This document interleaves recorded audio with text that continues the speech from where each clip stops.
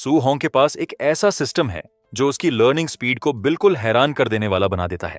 उसे कोई भी सी रैंक मार्शल आर्ट सीखने में सिर्फ 1 सेकंड लगता है, मास्टर करने में 2 सेकंड और एसएसएस रैंक टेक्निक्स को परफेक्ट करने में सिर्फ 3 सेकंड लगते हैं। दो स्टूडेंट्स एक स्पारिंग मैच के बीच में थे। एक पंच जोर से लगी और जिसे लगी उसने कहा कि बहुत दर्द हो रहा है। दूसरे ने हंसते हुए कहा कि सू होंग की वज्रा फिस्ट एक बार फिर बेहतर हो गई है। उसने सोचते हुए पूछा कि क्या सू होंग अब माइक्रो लेवल तक पहुंच गया है। सू होंग ने शांति से जवाब दिया कि वो बस 2 दिन पहले ही माइक्रो लेवल तक पहुंचा है। इस दुनिया में मार्शल आर्ट्स को कुछ खास रैंक्स में बांटा गया था: basic, proficient, micro level, mastered और परफेक्ट। माइक्रो लेवल तक पहुंचना पहले से ही ज्यादातर लोगों से बहुत आगे होना था। दूसरे स्टूडेंट ने तारीफ करते हुए कहा कि वाजरा फिस्ट के मामले में पूरी क्लास में सू होंग की कोई बराबरी नहीं कर सकता। फिर उसने पूछा कि क्या सू होंग का आराम हो गया ताकि वो प्रैक्टिस जारी रख सकें। लेकिन उस एक पंच का दर्द अभी भी चुभ रहा था और सच में वो एक और हिट लेने का कोई इरादा नहीं रखता था। सू होंग को कल्टीवेशन मेनियाक कहते हुए उसने हाथ हिलाया और कहा कि वो घर खाना खाने जा रहा है। ट्रेनिंग हॉल से निकलते वक्त उसने टीचर ली को पोलाइटली गुड बाय कहा। टीचर ली ने उसे कहा कि बाहर जाने से पहले अपने कपड़े ठीक कर ले। फिर टीचर ली ने सू होंग को रोका और पूछा कि उसने अभी तक मार्शल आर्ट्स डिपार्टमेंट की 30,000 रजिस्ट्रेशन फी क्यों नहीं भरी, और याद दिलाया कि अगले महीने एप्लीकेशंस बंद हो जाएंगी। सू होंग थोड़ा रुका और फिर पूछा कि क्या उसे कुछ और दिन मिल सकते हैं। टीचर ली ने एक लंबी सांस ली और कहा कि वो सू होंग के घर की सिचुएशन समझते हैं, लेकिन रूल्स तो रूल्स हैं, वो कुछ नहीं बदल सकते। जब बाकी सब चले गए तो सू होंग अकेला रुका रहा और प्रैक्टिस करता रहा। चाहे कितनी भी बार वो अपनी फॉर्म्स दोहराता, एक ही बात उसके दिमाग में घूमती रहती थी, वो 30,000 की रजिस्ट्रेशन फी। उसका मन पुरानी यादों में चला गया। जब वो 3 साल का था तब उसके माँ बाप एक फिरोशियस बीस्ट डिजास्टर में मारे गए थे। तब से वो अपने अंकल और आंट के साथ रहता आया था। जब उन्हें उसकी मार्शल आर्ट्स की टैलेंट का पता चला तो उन्होंने उसकी ट्रेनिंग के लिए सब कुछ कर दिया। ऐसे दौर में जहां फिरोशियस बीस्ट्स हर जगह थे, एक मार्शल आर्टिस्ट बनना अच्छा पैसा कमाने का सबसे बेहतर तरीका था। उसने उनके लिए एक बेहतर जिंदगी देने के लिए खूब मेहनत की थी, लेकिन अभी ऐसा लग रहा था जैसे वो उनकी मुश्किलें और बढ़ा रहा है। थोड़ी देर बाद वो शहर के एक शांत कोने में वापस आया, उस छोटे पुराने अपार्टमेंट में जिसे वो घर कहता था। अंदर उसकी आंट ने धीरे से पूछा कि किराए में कितना बाकी है और कितने पैसे कम पड़ रहे हैं। अंकल ने कहा कि किराया बाद में भी हो सकता है, पहले लिटिल होंग की रजिस्ट्रेशन फी भरनी जरूरी है। आंट ने भी हाँ में सिर हिलाया और कहा कि इतनी टैलेंट है सू होंग में, एक दिन जरूर आगे जाएगा, उसे रोकना ठीक नहीं। फिर उसने हल्के से कह दिया कि वो अपनी दवाइयां बंद कर देगी, वैसे भी ठीक नहीं हो रही और बंद करने से पैसे बचेंगे। अंकल ने तुरंत मना कर दिया और कहा कि वो एक और काम ले लेगा। उसने जोर देकर कहा कि वो घर पर रहे, आराम करे और अपनी सेहत का ख्याल रखे, बाकी सब ठीक हो जाएगा। यह सब अंधेरे में छुपकर सुनते हुए सू होंग का दिल भारी हो गया और एक गहरी उदासी उस पर छा गई। उसे लगा कि यह दुनिया कितनी बेकार और उलझी हुई है। इसने उसकी जिंदगी को कुछ ऐसा बना दिया था जिसे वो मुश्किल से पहचान पाता था। जहां भी देखो लोग लालची थे। अगर कोई किसी चीज के लिए रजिस्टर करना चाहे जिसमें उसकी टैलेंट हो, तब भी उसे पैसे देने पड़ते हैं, वो पैसे जो कमाने में उसे बिल्कुल टैलेंट नहीं थी। और अगर वो पैसे कमाने में अच्छा होता तो शायद मार्शल आर्ट्स में इतनी टैलेंट ही नहीं होती। जितना सोचता उतना ही यह दुनिया पागलपन से भरी लगती।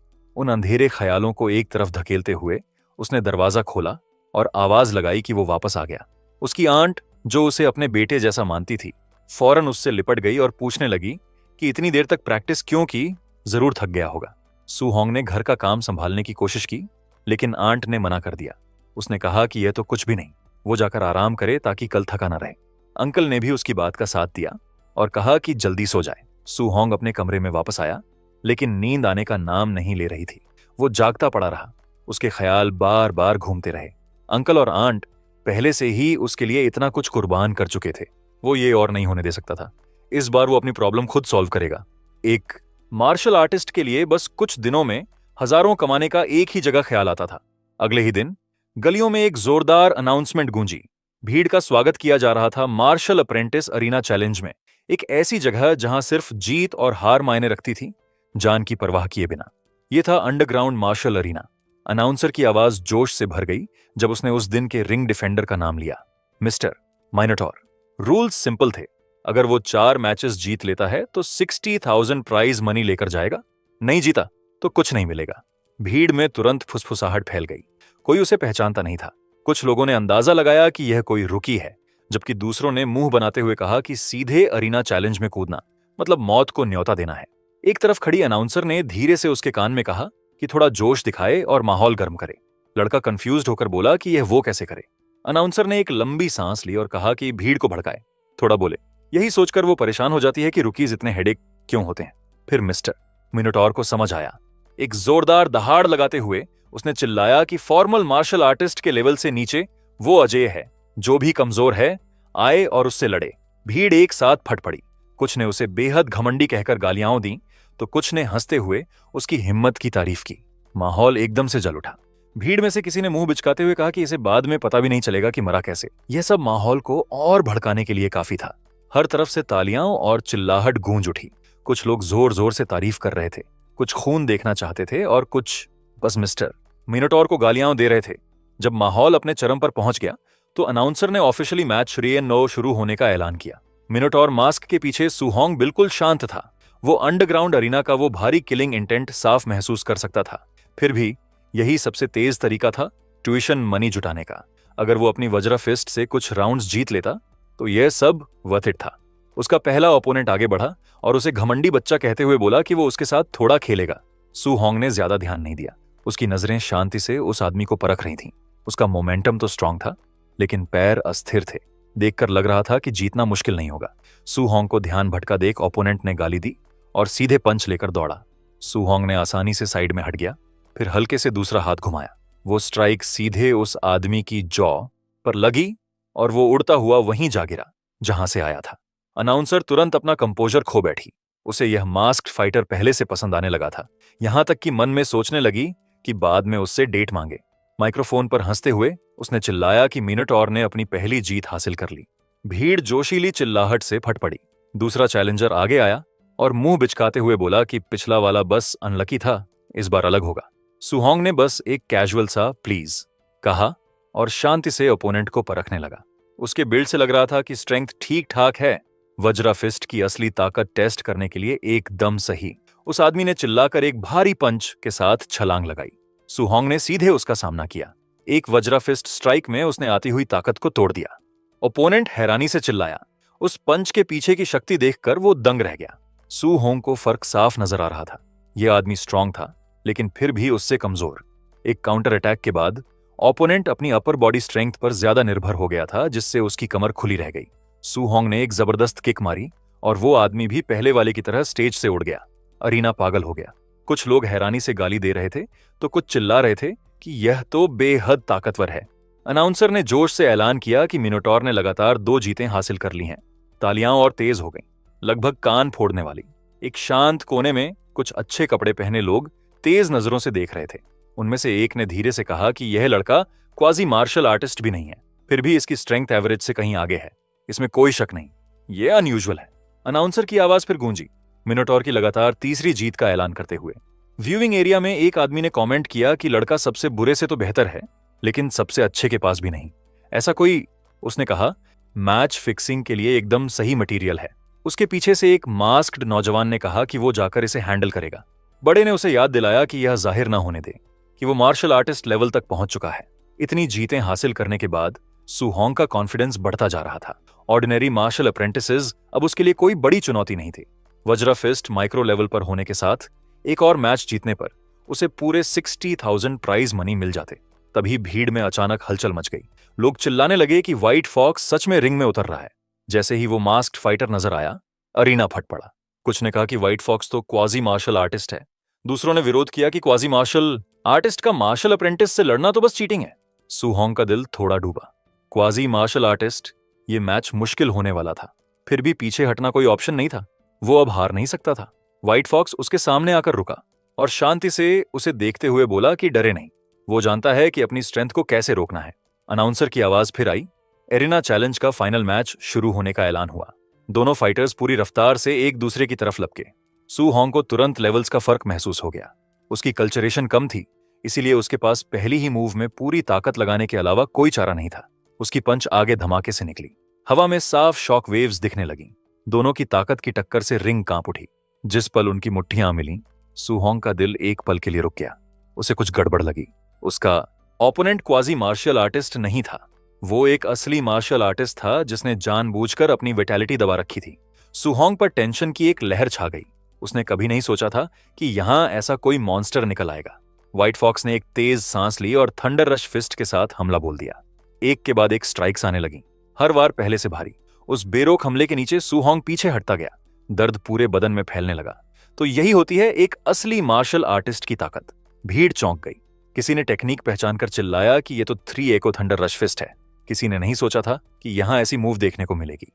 सिर्फ ये सरप्राइज ही टिकट की कीमत के लायक था। दूसरों ने सिर हिलाते हुए कहा कि मिनोटॉर अब गया। उनके लिए नतीजा पहले से साफ था।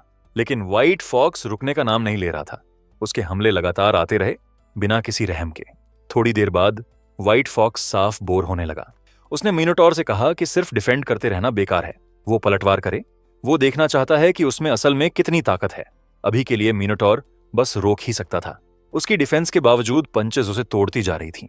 हर इंपैक्ट के साथ दर्द बढ़ता जा रहा था। अगर यही चलता रहा तो वो हार जाएगा। उसे काउंटर अटैक का मौका चाहिए था, लेकिन व्हाइट फॉक्स के स्ट्राइक्स इतने तेज और बेरोक थे कि कोई ओपनिंग ही नहीं मिल रही थी। फिर व्हाइट फॉक्स को खुद एक ओपनिंग मिल गई। एक पंच सीधे मिनोटॉर की जॉ की तरफ आई। इंपैक्ट से वो उड़ गया और जमीन पर जोर से जा गिरा। वहां पड़े पड़े उसकी नजर धुंधली होने लगी और होश जाने लगा। उसके संभलने से पहले ही व्हाइट फॉक्स आगे आया और शांति से बोला कि इस मैच का एक भी कॉइन सुहोंग को नहीं मिलेगा, लेकिन उसके टीचर उसे इनवाइट करने के लिए तैयार हैं। अगर मिनोटॉर आगे से उनके लिए मैचेस फिक्स करे तो वो उसे इस मैच की प्राइज मनी के बराबर पैसे देंगे। व्हाइट फॉक्स का पैर उसके चेहरे पर दबा था। फिर भी मिनोटॉर ने बिना एक पल रुके मना कर दिया। उसने कहा कि वो इतना शर्मनाक काम कभी नहीं करेगा। व्हाइट फॉक्स एक पल के लिए चौंक गया। इतने साफ इनकार की उसे उम्मीद नहीं थी। खुद को संभालते हुए उसने वार्निंग दी कि सोच समझ कर जवाब दे। उनसे इनकार करने की कीमत वो अफोर्ड नहीं कर सकता। मिनोटॉर ने पलटकर पूछा कि क्या ऐसी हरकतें करने वाले लोग खुद को मार्शल आर्टिस्ट कहलाने के लायक हैं? बस इतना काफी था। व्हाइट फॉक्स ने कहा कि अब बात करने को कुछ नहीं बचा। जाते जाते उसने ठंडे लहजे में कहा कि चूंकि मिनोटॉर कोऑपरेट नहीं करेगा तो उसके पास उसे क्रिपल करने के अलावा कोई ऑप्शन नहीं, ताकि वो बस सपनों में ही मार्शल आर्टिस्ट बन सके। जैसे ही व्हाइट फॉक्स उसकी लेग पर स्ट्राइक करने बढ़ा, वो वर्ड्स मिनोटॉर के दिमाग में गूंज उठे, तेज और चुभते हुए। मार्शल आर्टिस्ट बनना, एक तेज इंस्टिंक्ट जागी। उसने आखिरी पल में खुद को घुमाया और उस वार से बाल बाल बचा। वो क्रिपल नहीं हो सकता था। खुद को जबरदस्ती उठाते हुए मिनोटॉर फिर फाइट में आ गया। व्हाइट फॉक्स हैरानी से देखता रहा। जब मिनोटॉर ने खुद को संभाला, उसकी आंखों में दृढ़ता की आग जल रही थी। वो यहां नहीं गिर सकता, यहां नहीं। कुछ अंदर से टूटा और एक नई ताकत उसके थके हुए बदन में दौड़ गई। व्हाइट फॉक्स अपना शौक छुपा नहीं पाया। उसने साफ थंडर रश फिस्ट मारी थी। फिर भी यह आदमी खड़ा था, लेकिन सुहोंग के दिल में सब कुछ दर्दनाक रूप से साफ था। वो मार्शल आर्टिस्ट बनना चाहता था। वो नहीं चाहता था कि उसके अंकल और आंट के इतने सालों की कुर्बानी बेकार जाए। वो उन्हें अच्छी जिंदगी देना चाहता था। लेकिन क्या इसके लिए उसे वो सब छोड़ना होगा जो एक मार्शल आर्टिस्ट को होना चाहिए? जवाब लगभग फौरन आया, नहीं, ऐसा फ्यूचर वो कभी नहीं मानेगा। ठीक उसी पल कुछ अजीब हुआ। उसकी आंखों के ठीक सामने एक स्टेटस विंडो अचानक प्रकट हुआ। ठंडे बेजान शब्द स्क्रीन पर उभरे, पूछते हुए कि वो अपने फ्यूचर के लिए और अपनी फैथ के लिए क्या कुर्बान करने को तैयार है। सुहोंग ने एक पल भी नहीं लिया। उसकी आंखें तेज इरादे से जल रही थीं जब उसने बिना किसी शक के जवाब दिया कि वो सब कुछ देने को तैयार है। सिस्टम ने एक बार और पूछा कि क्या वो सच में यह कीमत चुकाने को तैयार है। मिनोटॉर का जवाब वही था, सब कुछ। जैसे ही वो शब्द उसके मुंह से निकले, उसके अंदर कुछ बदलने लगा। उसकी परछाई मुड़ी और फैली, एक भयानक मॉन्स्टर की आउटलाइन में तब्दील होती हुई। सुहोंग हैरान रह गया। वो नहीं जानता था कि वो कहां है और उसके पीछे लहराती परछाई किसी बड़े अनजान क्रीचर की थी। कुछ पूछने से पहले ही उस विशाल प्रेजेंस ने बोलते हुए उसे यह मौका दिया। एक अजीब ऑरा सुहोंग को घेर लिया और एक स्टेटस विंडो सामने आया जिसमें उसकी सारी डिटेल्स लिखी थीं। सुहोंग हैरानी से देखता रहा। उसके हर एट्रीब्यूट वहां दिख रहे थे। इंपल्स में आकर उसने मिशन सेक्शन टैप किया। एक रैंडम मिशन का नोटिफिकेशन आया, way of the arena. White fox को हराने के लिए उसे वज्रा फिस्ट को मास्टर्ड लेवल तक उठाना था और फ्लोटिंग लाइट पाल्म और वॉइड स्टेप को माइक्रो लेवल तक रिफाइन करना था। उसकी मौजूदा लो प्रोफिशिएंसी को देखते हुए यह ब्रूटल टास्क था, लेकिन बिगिनर्स गाइड अनलॉक करने के लिए जरूरी था। सुहोंग इस अचानक आई इंफॉर्मेशन से कंफ्यूज था, लेकिन सोचने का मौका मिलने से पहले ही एक फिस्ट सीधे उसके चेहरे की तरफ आई। सुहोंग इंस्टिंक्ट से झुक गया। जब उसने ऊपर देखा तो वो जम गया। सामने एक परफेक्ट क्लोन खड़ा था। वो कॉपी टेक्स्ट बुक फॉर्म में मूव कर रही थी, वज्रा फिस्ट का एक ऐसा लेवल जो उसके खुद के लेवल से कहीं आगे था। हर मूव स्टैंडर्ड और प्रिसाइज थी। इतना फ्लॉलेस एग्जाम्पल सामने होते हुए वो यह मौका जाने नहीं दे सकता था। जैसे जैसे वो क्लोन से लड़ता गया, उसे एहसास हुआ कि यह सिर्फ फाइट नहीं थी, यह एक लेसन था। बीच में उसने नोटिस किया कि उसकी वज्रा फिस्ट प्रोफिशिएंसी बढ़ने लगी, 7% से 10% हो गई पलों में। यह इंप्रूवमेंट शॉकिंग रूप से तेज थी। तो यही ट्रिक थी, यह जगह उसे मार्शल आर्ट्स स्किल्स तेजी से अपग्रेड करने देती थी। वो लड़ता रहा, सीखता रहा, हर क्लैश के साथ अपनी फॉर्म एडजस्ट करता रहा। उसकी प्रोफिशिएंसी चढ़ती गई जब तक 100% नहीं हो गई। Floating light palm full mastery तक पहुंची और उसने क्लोन को उड़ा दिया। वॉइड स्टेप की प्रोफिशिएंसी भी फुल हो गई। आखिर में वज्रा फिस्ट परफेक्ट हो गई। थकान एकदम से आ गई। भारी सांसें लेते हुए सुहोंग ने खाली हवा में सिर हिलाया। Thanks a lot. सिस्टम ने उसे मिशन कंप्लीट होने की बधाई दी। सुहोंग ने रिवॉर्ड्स एक्सेप्ट किए और तुरंत रियलिटी में वापस जाने का चॉइस किया। एक पल में वो वापस अरीना में था, मिनोटॉर मास्क पहने, व्हाइट फॉक्स के सामने खड़ा। व्हाइट फॉक्स ने मुंह बिचकाया और थंडर रश फिस्ट का एक और राउंड अनलीश किया। वॉर तेज थे, लेकिन मिनोटॉर ने शांति से कहा कि ये तो बहुत स्लो हैं। वो हर स्ट्राइक से आसानी से बचता निकला। व्हाइट फॉक्स कुछ रिएक्ट कर पाता, इससे पहले सुहोंग की मुट्ठी सीधे उसके चेहरे पर जा लगी। मास्क टूट गया और व्हाइट फॉक्स जमीन पर जा गिरा। भीड़ जम गई, हैरानी से देखती रही। मिनोटॉर ने शांति से अपने 4th मैच की प्राइज मनी मांगी। हैरान अनाउंसर कुछ पल के लिए शब्द ढूंढती रही। फिर आखिरकार मिनोटॉर को 60,000 ग्रैंड प्राइज का विनर घोषित किया। ऑडियंस में टीचर का माथा सिकुड़ा। एक मियर अप्रेंटिस का वज्रा फिस्ट मास्टर करना इम्पॉसिबल था। शक होने पर उसने अपने लोगों को मिनोटॉर का पीछा करके उसकी आइडेंटिटी पता लगाने का हुक्म दिया। अरीना से निकलते हुए सुहोंग को एहसास हो गया कि उसका पीछा हो रहा है। वो एक झटके में हरकत में आया। उसकी स्पीड इतनी बढ़ी कि वो उनकी नजरों से गायब हो गया। पीछा करने वाले रुक गए, उसे ट्रैक करने में नाकाम। सुरक्षित जगह छुपे हुए सुहोंग ने उनकी इस नाकाम कोशिश पर मन में हंसी आई। 1 घंटे बाद वो घर वापस आया। अंकल और आंट पैसों का बड़ा ढेर देखकर हैरान रह गए। अंकल ने पूछा कि कहीं बैंक तो नहीं लूटा। सुहोंग ने एक्सप्लेन किया कि उसने स्पारिंग पार्टनर का काम किया और डोजो मास्टर ने उसकी पढ़ाई स्पॉन्सर करने का फैसला किया। अंकल ने पूछा कि क्या वो कंजूस डोजो वाला है, लेकिन सुहोंग ने बस उनसे भरोसा करने को कहा। उसका सीरियस चेहरा देखकर दोनों मुस्कुरा दिए। अंकल ने कहा कि लिटिल होंग कभी झूठ नहीं बोलता और सब मिलकर उसके उज्जवल फ्यूचर की खुशी मनाने लगे। उस रात सुहोंग छत पर चढ़ गया। चांद की रोशनी में उसने अपनी सिचुएशन पर सोचा। एग्जाम फीस, किराया और दवाइयों का खर्च सब सेटल हो गया था। वो राहत से हंसा। उसने सिस्टम इंटरफेस चेक किया। वो इस रहस्यमय ताकत की वजह से बचा था। उसने एक स्टैट नोटिस किया, मार्शल वैल्यू। एक नोटिफिकेशन आया कि हायर लेवल ओपोनेंट को हराने पर उसे 57 मार्शल वैल्यू पॉइंट्स मिले। इन्हें वाइटैलिटी और स्किल्स बढ़ाने में यूज किया जा सकता था। सुहोंग ने तुरंत ट्राई किया। जब उसने वाइटैलिटी में पॉइंट्स लगाए तो उसके अंदर एक जलती हुई एनर्जी फट पड़ी। उसकी वाइटैलिटी 90 तक पहुंच गई। ये पहले से ही क्वाजी मार्शल आर्टिस्ट का लेवल था। उसने बचे हुए पॉइंट्स भी विटैलिटी में डाल दिए। उसका बदन हल्का, ताकतवर और ज्यादा जिंदा महसूस होने लगा। सुहोंग ने मुट्ठी बांधी। उसके जख्म भी भर गए थे और वो ताकत से भरा हुआ महसूस कर रहा था। उसे अपनी नई स्ट्रेंथ टेस्ट करने की इच्छा हुई। वो छतों के ऊपर से उछलता हुआ स्कूल के ड्रिल ग्राउंड में लगे कॉम्बैट पावर टेस्टर की तरफ बढ़ा। थोड़ी देर बाद वो star city number 1 high school पहुंचा। जगह शांत थी और एक अकेला टियर 1 कॉम्बैट पावर टेस्टर वहां रखा था। सुहोंग ने अपनी वाइटैलिटी इकट्ठी की, लेकिन रुकने का फैसला किया।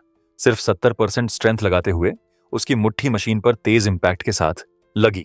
एक पल के लिए वो पंच बेहद भारी लगी। अचानक टेस्टर में चिंगारी निकली और वो बंद हो गया। हैरान होकर उसे डर लगा कि कहीं इस घटिया मशीन का पैसा ना भरना पड़े, और वो वहां से चल दिया। पीछे से एक आवाज आई, कौन है वहां? सुहोंग बिना कुछ एक्सप्लेन किए भाग गया। एक गुस्से में भरा केयरटेकर टूटी मशीन के पास दौड़ा आया और वंडल को गालियां देने लगा। उसने मान लिया कि यह वही यूजुअल ट्रबल मेकर्स चुन शान और ली दुओ का काम है और कसम खाई कि उन्हें सबक सिखाएगा। जब स्कूल शुरू हुआ तो star city number 1 high school का जिम्नेशियम भरा हुआ था। स्टूडेंट्स ने कमरे का हर कोना घेर रखा था और सुहोंग चुपचाप उनके बीच खड़ा था। इंतजार करते हुए उसने किसी को कहते सुना कि चुन शान को मार पड़ी। यह सुनकर उसका ध्यान तुरंत खींचा और उसने पूछा, क्या हुआ?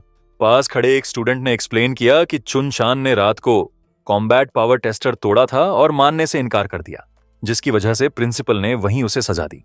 यह सुनकर सुहोंग थोड़ा ओवरवर्ड महसूस करने लगा। उसकी गलती की सजा किसी और को मिल रही थी। साथ ही उसे राहत भी मिली। अगर वो पकड़ा जाता तो वो मशीन का हर्जाना कभी नहीं भर पाता। इससे पहले कि वो इस बारे में और सोचता, अनाउंसर की आवाज हॉल में गूंजी। सबको चुप रहने को कहा गया। ऐलान हुआ कि एक special guest tier 3 martial artist चांतियन आए हैं और वो उन्हें C rank martial art thunder rush fist सिखाएंगे। स्टूडेंट्स को ध्यान से देखने को कहा गया। जिम तुरंत शोर से भर गई। कुछ स्टूडेंट्स चिल्लाए कि पहली बार टियर 3 मार्शल आर्टिस्ट को सामने देख रहे हैं। दूसरे बात करने लगे कि सी रैंक मार्शल आर्ट्स बाहर के डोजोज में सीखने के लिए बहुत महंगे होते हैं। लेकिन जैसे ही सुहोंग ने वो नाम सुना, उसकी आंखें चमक उठीं। थंडर रश फिस्ट, यही वो मूव थी जो व्हाइट फॉक्स ने अंडरग्राउंड अरीना में यूज की थी। एक पंच, 3 की इंपैक्ट। इसकी ताकत से इनकार नहीं किया जा सकता था। स्कूल के बाहर इस जैसी चीज सीखने की सिर्फ रजिस्ट्रेशन फी ही बहुत बड़ी होती। यह मौका वो किसी भी हाल में नहीं छोड़ सकता था। चांतियन ने टाइम वेस्ट नहीं किया। उसने स्टूडेंट से कहा कि वो टेक्निक को शुरू से अंत तक 10 बार डिमॉन्स्ट्रेट करेगा। कितना सीखेंगे यह पूरी तरह उन पर निर्भर है। वो आगे बढ़ा, स्टैंस लिया और थंडर रश फिस्ट चिल्लाते हुए पंच मारा। फोर्स इंटेंस था और थंडर की आवाज जिम में गूंज उठी। डेमोन्स्ट्रेट करते हुए उसने लेवल्स एक्सप्लेन किए। बेसिक लेवल पर एक पंच में एक थंडर क्लैप, प्रोफिशिएंट पर 3 आवाजें, माइक्रो लेवल पर 5 और मास्टर्ड लेवल पर 7 आवाजें, जो उसका अपना करंट लेवल था। जैसे ही उसने मूव कंप्लीट की, 7 जोरदार थंडर साउंड्स गूंजे और हवा कांप उठी। इतनी एनर्जी यूज करने के बाद चांतियन ने सांस लेने के लिए एक पल रुका। उसने यह भी बताया कि परफेक्ट रेल्म में 9 थंडर साउंड्स निकाले जा सकते हैं, लेकिन उसने कहा कि इतना ऊंचा मत सोचो। अगर आज बेसिक्स भी पकड़ में आ जाए तो काफी है। थोड़े ब्रेक के बाद चांतियन ने दूसरा डेमोन्स्ट्रेशन अनाउंस किया और सबको फॉलो करने को कहा। जिम जल्दी ही स्टूडेंट्स की एक्यूवर्ड बैटल क्राइज से भर गई जब वो उसकी मूवमेंट्स कॉपी करने की कोशिश करने लगे। घंटे तेजी से गुजरे। एक एक करके स्टूडेंट्स थकान से बैठने लगे। कुछ ने कहा कि उन्हें कुछ समझ ही नहीं आ रहा। दूसरे ग्रोनिंग करते हुए बोले कि पूरी तरह खाली हो गए। कुछ जिद्दी स्टूडेंट्स प्रैक्टिस जारी रखे हुए थे। पूछ रहे थे कि किसी को ट्रिक मिली क्या, हालांकि उनके बदन जवाब दे रहे थे। सुहोंग के एक दोस्त ने अंदर पसीना पोंछते हुए कहा कि सी रैंक मार्शल आर्ट्स सीखना सच में बहुत मुश्किल है। आसपास देखा तो सुहोंग कहीं नजर नहीं आया। एक पल के लिए उसने सोचा कि शायद सुहोंग ने सीख लिया, फिर बस यही सोचता रहा कि गया कहां। तभी पास से जोशीली हंसी आई। किसी ने गर्व से अनाउंस किया कि उसने बेसिक लेवल हासिल कर लिया। दोस्त ने मुड़कर देखा तो चुनशान बहुत खुश नजर आ रहा था। जलन की एक लहर उसे छू गई। कोई बात नहीं, सब चुनशान को जीनियस क्यों कहते हैं ये आज समझ आया। प्रिंसिपल तुरंत आगे आए। चुनशान को स्कूल का टॉप जीनियस बताया और चांतियन से पूछा कि क्या वो उसे ट्रेन करना चाहेंगे। स्टूडेंट्स उसके आसपास जमा होकर उसे ट्रू प्रोडिजी कहने लगे। चांतियन ने हालांकि इंप्रेस्ड नजर नहीं आया। उसने कैजुअली कहा कि यह तो जीनियस कहलाने के लायक भी मुश्किल से है। दूसरे शहरों में यह लेवल तो बस एवरेज है। बाद में ग्रुप बाहर आ गया और बातें जारी रहीं। चांतियन ने प्रिंसिपल से शिकायत की कि यहाँ के स्टूडेंट्स कोई खास नहीं है, यह ट्रिप बेकार लग रही है। मन ही मन उसे शक था कि यह स्कूल टैलेंट से ज्यादा पैसे वाले स्टूडेंट्स को तरजीह देती है। फिर भी खुद को तसल्ली देने के लिए उसने सोचा कि कम से कम एक स्टूडेंट बेसिक लेवल तक पहुंचा और पैसे भी अच्छे मिले। उसने प्रिंसिपल से पूछा कि क्या उन्हें सच में यहां कोई टॉप टियर जीनियस मिलने की उम्मीद थी। प्रिंसिपल ने एक लंबी सांस लेते हुए माना कि मार्शल आर्ट्स का रास्ता बेरहम है। टैलेंट बहुत जरूरी है, सिर्फ मेहनत बिना मौके के काफी नहीं होती। बात अभी चल ही रही थी कि हवा में अचानक एक आवाज गूंजी। दोनों जम गए और तुरंत उस तरफ देखने लगे जहां से आवाज आई थी। 7 thunderous sounds, 7 sound thunder rush fist. उनके चेहरे एक पल में बदल गए। वो यकीन नहीं कर पा रहे थे। पूछने लगे कि इस स्कूल में इस लेवल का कोई कैसे हो सकता है। प्रिंसिपल तो और भी ज्यादा हैरान थे। उन्होंने कहा कि यह इम्पॉसिबल है। उन्होंने अपने स्कूल में ऐसे किसी के बारे में कभी नहीं सुना था। फिर प्रिंसिपल को और एक बात नोटिस हुई। वो उस स्टूडेंट को पहचानते भी नहीं थे। उस लड़के ने कोई एक्स्ट्रा फीस नहीं दी थी। उसके कपड़ों पर नजर पड़ी तो दिल एक पल के लिए रुका। वो यूनिफॉर्म साफ किसी स्टूडेंट की थी। ये शौक बहुत भारी था। अगर वो रूल्स के बारे में स्ट्रिक्ट होते तो शायद ये स्टूडेंट लेसन में आने ही नहीं पाता। चांतियन भी दंग था। उसने बड़बड़ाया कि उसने सिर्फ आधे दिन पढ़ाया है, फिर भी किसी ने मास्टर्ड लेवल हासिल कर लिया। प्रिंसिपल का दिमाग ब्लैंक हो गया। उन्होंने पूछा कि क्या उन्होंने सही सुना, 9 सांड्स। क्या वो सच में 9 सांड्स थे? चांतियन बोल नहीं पाया। वो चुपचाप खड़ा रहा। इतना इमोशनल था कि लगभग रोने वाला था। प्रिंसिपल भी कुछ बेहतर हालत में नहीं थे। उन्होंने कभी नहीं सोचा था कि बिना पैसे वाला कोई स्टूडेंट इतनी टेरिफाइंग टैलेंट रख सकता है। चांतियन को जमे हुए देख प्रिंसिपल ने पूछा कि क्या हुआ। चांतियन ने आखिरकार एक लंबी सांस ली और कहा कि उसे अब समझ आया। सब कुछ अचानक साफ हो गया। बिना कुछ और कहे उसने स्टैंस लिया और खुद थंडर रश फिस्ट मारा। हवा फट पड़ी। 8 थंडरस साउंड्स गूंजे। प्रिंसिपल लगभग उछल पड़े। 8 साउंड्स। चांतियन ब्रेक थ्रू कर गया था। चांतियन ने अपनी मुट्ठी देखी। उसके चेहरे पर एक्साइटमेंट साफ था। उसने कहा कि उस स्टूडेंट की पंच देखकर उसे वो इंस्पिरेशन मिली जो उसे सालों से नहीं मिल रही थी। इसके बिना शायद वो जिंदगी भर ब्रेक थ्रू नहीं कर पाता। लेकिन फिर हकीकत का ख्याल आया। यह सेलिब्रेट करने का वक्त नहीं था। चांतियन ने प्रिंसिपल से अर्जेंटली कहा कि जल्दी जाओ और उस स्टूडेंट को ढूंढो। प्रिंसिपल एक झटके में होश में आए और सच में दौड़ने लगे। लेकिन जब तक वो उस जगह पहुंचे, स्टूडेंट जा चुका था। जहां तक सुहोंग की बात थी, उसका मकसद पूरा हो चुका था। जाते हुए वो सोच रहा था कि C rank martial art practice करना डी रैंक वज्रा फिस्ट से कहीं ज्यादा थका देने वाला है। उसकी thunder rush fist perfect realm तक पहुंच चुकी थी।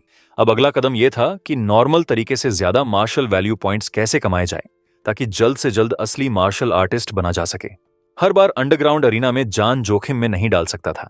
अगर नॉर्मल स्पारिंग से पॉइंट्स मिल सकें तो यह कहीं बेहतर होगा। थोड़ी देर बाद वो अपने work place raising thunder dojo पहुंचा। अंदर स्टूडेंट्स यूजुअल तरह ट्रेन कर रहे थे। उसे देखकर किसी ने पूछा कि आज क्यों आया। सू होंग ने कैजुअली जवाब दिया कि कोई काम नहीं था और बस प्रैक्टिस करने आ गया। तभी हॉल में एक जोरदार धमाका गूंजा। एक स्टूडेंट जमीन पर जा गिरा।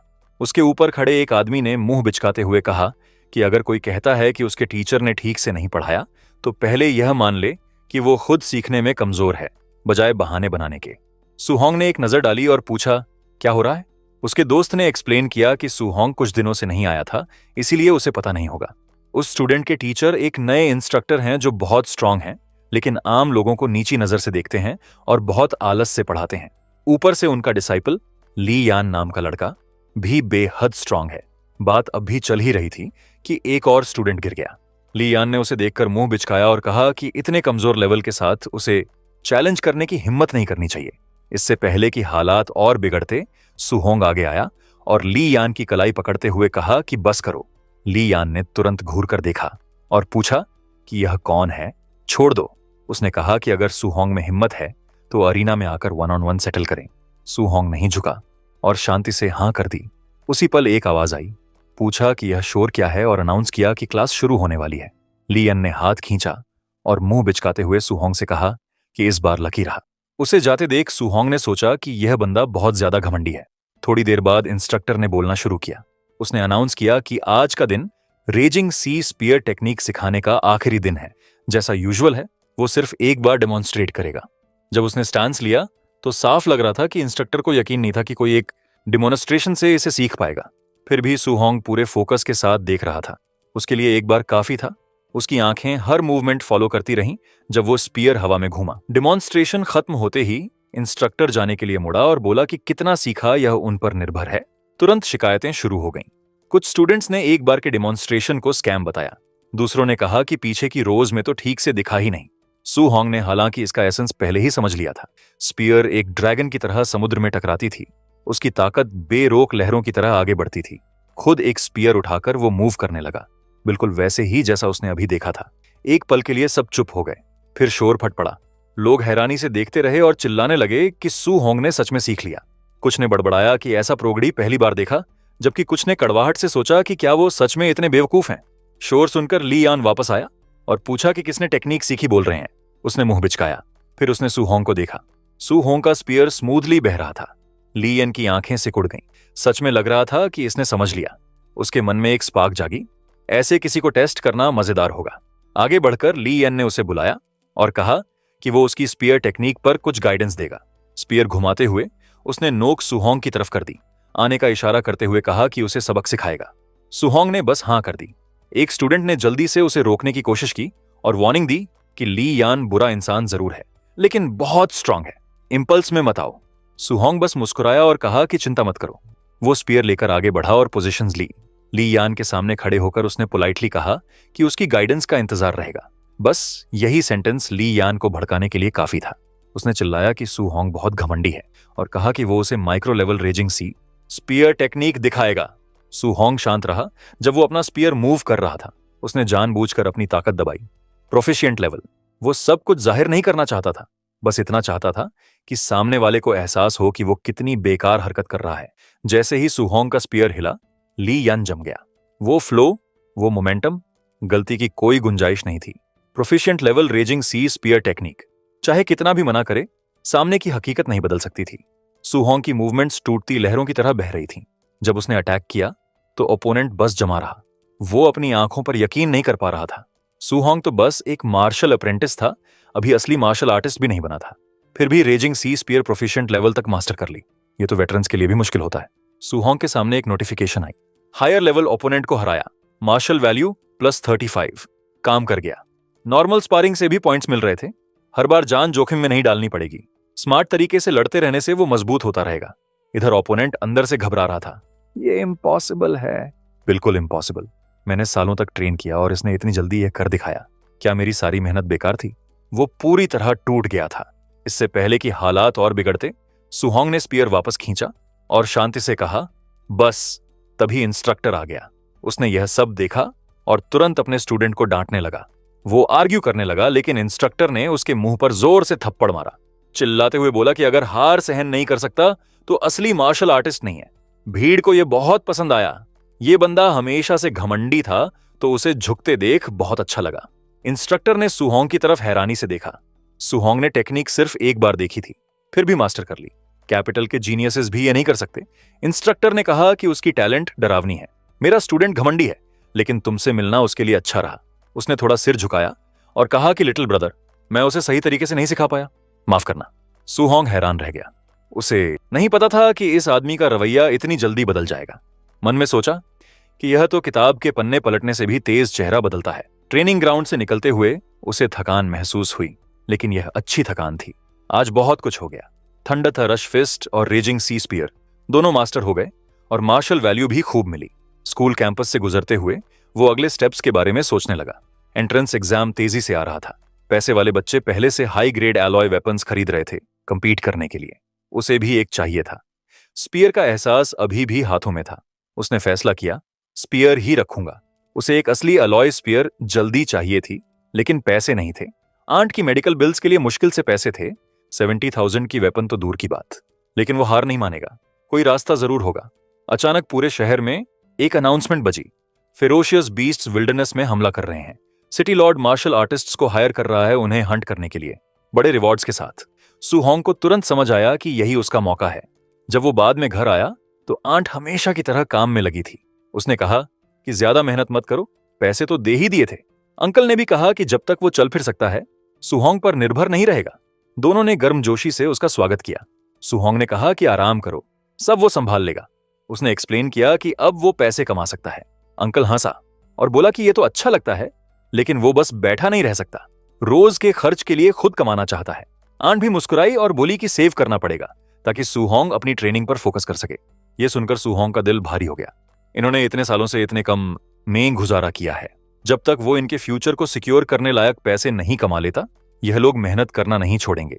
उस रात छत पर वो अपना स्टेटस पैनल खोलकर बैठ गया। विल्डरनेस खतरनाक था, इसीलिए और मजबूत होना जरूरी था। उसने अपने सारे बचे हुए martial value points vitality stats में डाल दिए। ताकत उसके अंदर दौड़ने लगी। खून में उबाल आया और मसल्स कस गई। नंबर बढ़ता गया जब तक 95.2 नहीं हो गया। वो एक बीस्ट की तरह महसूस कर रहा था। तैयार, तेज, असली मार्शल आर्टिस्ट बनने से अब बस एक छोटा कदम दूर था। 2 दिन बाद रात को वो जिम के फर्श पर लेटा था, पूरी तरह थका हुआ, लेकिन आंखें चमक रही थीं। उसने अपनी सारी स्किल्स परफेक्ट कर ली थीं। Thunder rush fist, raising sea spear, Vajra fist और फ्लोटिंग लाइट पाल्म।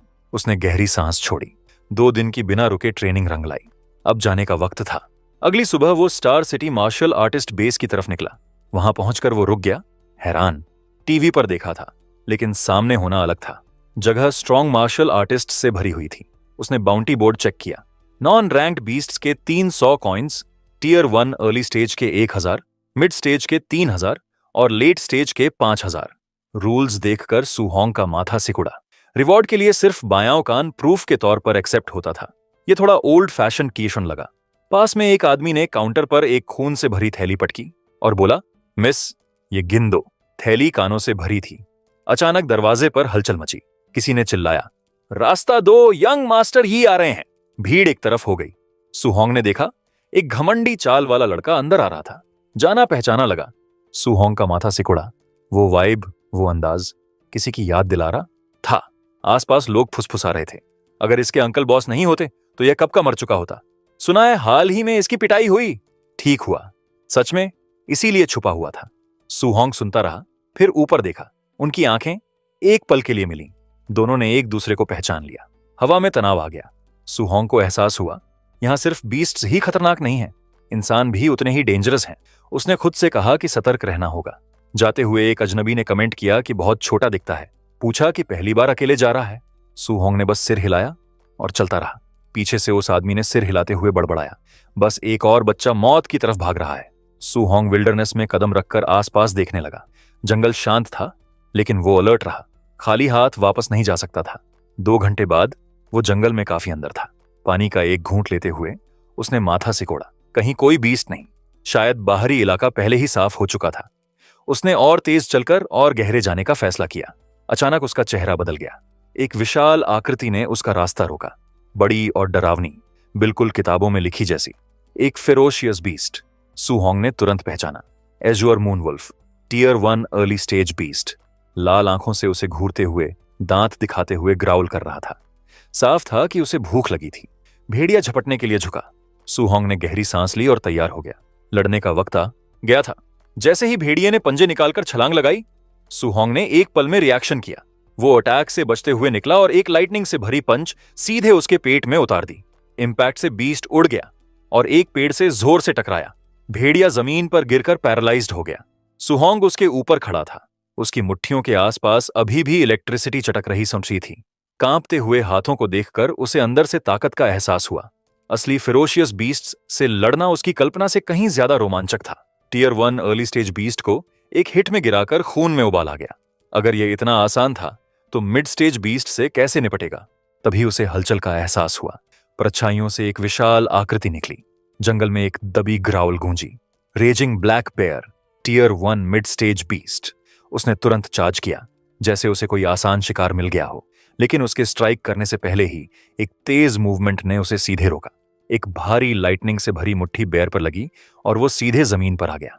सुहोंग अपनी जगह पर शांत खड़ा था। अपनी स्ट्रेंथ से बीस्ट को गिरा दिया था। धीरे से सांस छोड़ते हुए उसे एहसास हुआ कि वो कितना ताकतवर हो गया है। जब तक टियर 2 बीस्ट ना आए, यहां वो सेफ है। और 3000 की बाउंटी और मिल गई। अचानक एक सिस्टम नोटिफिकेशन आई। उसकी जमा मार्शल वैल्यू अब ब्रेक थ्रू के लिए काफी थी। मार्शल आर्टिस्ट बनने का वक्त आ गया था। सुहोंग का दिल तेजी से धड़कने लगा। वो उस दहलीज पर खड़ा था, लेकिन सेलिब्रेट करने से पहले ही जंगल में एक टेरिफाइंग दहाड़ गूंजी। उसका दबाव इतना तीव्र था कि सुहोंग की त्वचा सिहर उठी।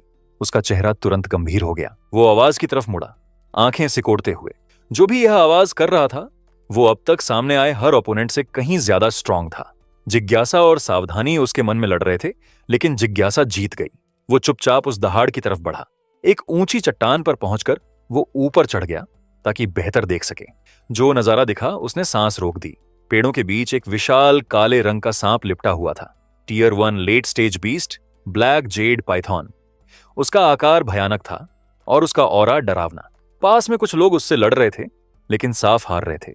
एक एक करके वो उड़ाए जा रहे थे, पूरी तरह बेबस। सुहोंग देखता रहा, दिल तेजी से धड़क रहा था। ये तो बिल्कुल अलग लेवल था। अचानक उसकी इंस्टिंक्ट्स चिल्ला उठी, खतरा! वो एक झटके में बचकर निकला। बीस्ट की कांटेदार टेल ठीक उसी जगह जमीन पर पड़ी जहां वो खड़ा था। जमीन में दरार पड़ गई। बीस्ट खुश नहीं था, गुस्सा था कि शिकार बच गया। सुहोंग मुश्किल से उतरा ही था कि फिर कूदना पड़ा। एक स्वीपिंग स्ट्राइक से बाल बाल बचा। फिर भी वो अटैक इतना तेज था कि छूकर निकला। दर्द की एक लहर बदन में दौड़ गई। उसे एहसास हुआ कि यह चीज सच में कितनी तेज है। बैलेंस वापस पाते हुए उसने पास में एक घायल फाइटर देखा जो हिल भी नहीं पा रहा था। अपना दर्द नजरअंदाज करते हुए सुहोंग ने उस गिरे हुए फाइटर का वेपन उठाया और बड़बड़ाया कि एक पल के लिए उधार ले रहा है। वो वापस बीस्ट की तरफ मुड़ा। पाइथन ने सिर उठाया, जबड़े पूरे खुले, फिर से स्ट्राइक करने के लिए तैयार। सुहोंग ने लगभग बचते हुए रोल किया। ठीक वक्त पर उठते हुए दिमाग तेजी से चला। टियर 1 लेट स्टेज बीस्ट को हराने के लिए नॉर्मली पूरी टीम चाहिए होती है, फिर भी वो यहां अकेला इससे आमने सामने लड़ रहा था। ये इसलिए था क्योंकि उसकी स्किल्स अब परफेक्ट हो चुकी थीं। वॉइड स्टेप यूज करते हुए वो बिजली की रफ्तार से आगे पीछे होता रहा, अटैक्स से बचता रहा। एक ओपनिंग देखते ही उसने रेजिंग सी स्पीयर टेक्निक से स्पीयर आगे किया। नोक बीस्ट की स्केल्स में घुस गई और वो गुस्से से दहाड़ उठा। पाइथन ने जोर से छटपटाया, दर्द से पागल हो गया। सुहोंग रुका नहीं, एक के बाद एक प्रिसाइज स्ट्राइक्स मारता रहा, बीस्ट को और भड़काता रहा। फिर भी वो सच जानता था, इतने बड़े बदन पर किलिंग ब्लो लगाना आसान नहीं होगा। साइज का फर्क वाइटल स्पॉट हिट करना बेहद मुश्किल बना रहा था। उसने खुद को याद दिलाया, धैर्य रखो, पहले कमजोर करो, सही मौके का इंतजार करो। तभी बीस्ट ने फिर से अटैक किया। उसका विशाल बदन भारी फोर्स के साथ उसकी तरफ आया। सुहोंग ने perfect thunder rush fist unleash की। वो एक्सप्लोसिव फोर्स बीस्ट से सीधे टकराई और उसे रोक दिया। एक शॉकवेव हवा में फैल गई और दोनों पीछे हट गए। सुहोंग जानता था कि हिट करने के बाद पास नहीं रह सकता, तुरंत पीछे हटना होगा और नई ओपनिंग ढूंढनी होगी। इस जैसे क्रीचर के सामने एक गलती मतलब मौत। उसकी सांसें भारी होती जा रही थीं। ये फाइटिंग स्टाइल थका देने वाली थी, लेकिन यही उसका इकलौता सेफ ऑप्शन था। लेकिन पाइथॉन भी थक रहा था। उसकी मूवमेंट स्लो होने लगी थी। बीस्ट अपनी सीमा के करीब था। बस थोड़ा और, उसने सोचा, यही चलता रहा तो जीत सकता हूं। वो अगले राउंड के लिए तैयार हो गया। नजरें बीस्ट पर टिकी हुई। अचानक उसकी रीढ़ में एक ठंडी लहर दौड़ी। कुछ गड़बड़ था। रिएक्ट करने से पहले ही एक जबरदस्त फोर्स ने उसे बगल से जा मारा। वो हवा में उड़ा और जमीन पर जोर से जा गिरा। सांस लेने के लिए हांफते हुए उसने खुद को रोल करने पर मजबूर किया। बस एक फॉलो अप अटैक रोक पाया। इंपैक्ट से हड्डियां हिल गईं। उस पर घात लगाकर हमला हुआ था। मुश्किल से उठते हुए उसने चिल्लाया, कौन है? परछाइयों से कई फिगर्स निकले।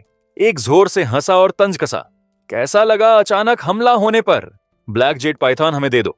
सुहोंग की आंखें सिकुड़ गईं जब उसने बोलने वाले को पहचाना। दिल डूबा। असली मुसीबत आ गई थी। सुहोंग खुद को बुरी सिचुएशन में पाया। एक बड़े ग्रुप ऑफ गूंज ने उसे घेर लिया था, जिनके साथ उसकी पुरानी दुश्मनी थी। लीडर ने मजाक उड़ाया और कहा कि जब उसने सुहोंग को अकेले शहर से निकलते देखा तो उसे यकीन था कि वो यहां मर जाएगा। उसने माना कि उसे इतनी उम्मीद नहीं थी। न सिर्फ सुहोंग बचा, बल्कि उसने एक बुरी तरह घायल ब्लैक जेड पाइथॉन भी लूट ली। लीडर ने पास में मरणासन्न पाइथॉन को देखा और लगा कि यह सब हड़पने का परफेक्ट मौका है। सुहोंग ने नोटिस किया कि उसने कहा कि उसने पाइथॉन लूटी, मतलब ये अभी अभी आए हैं।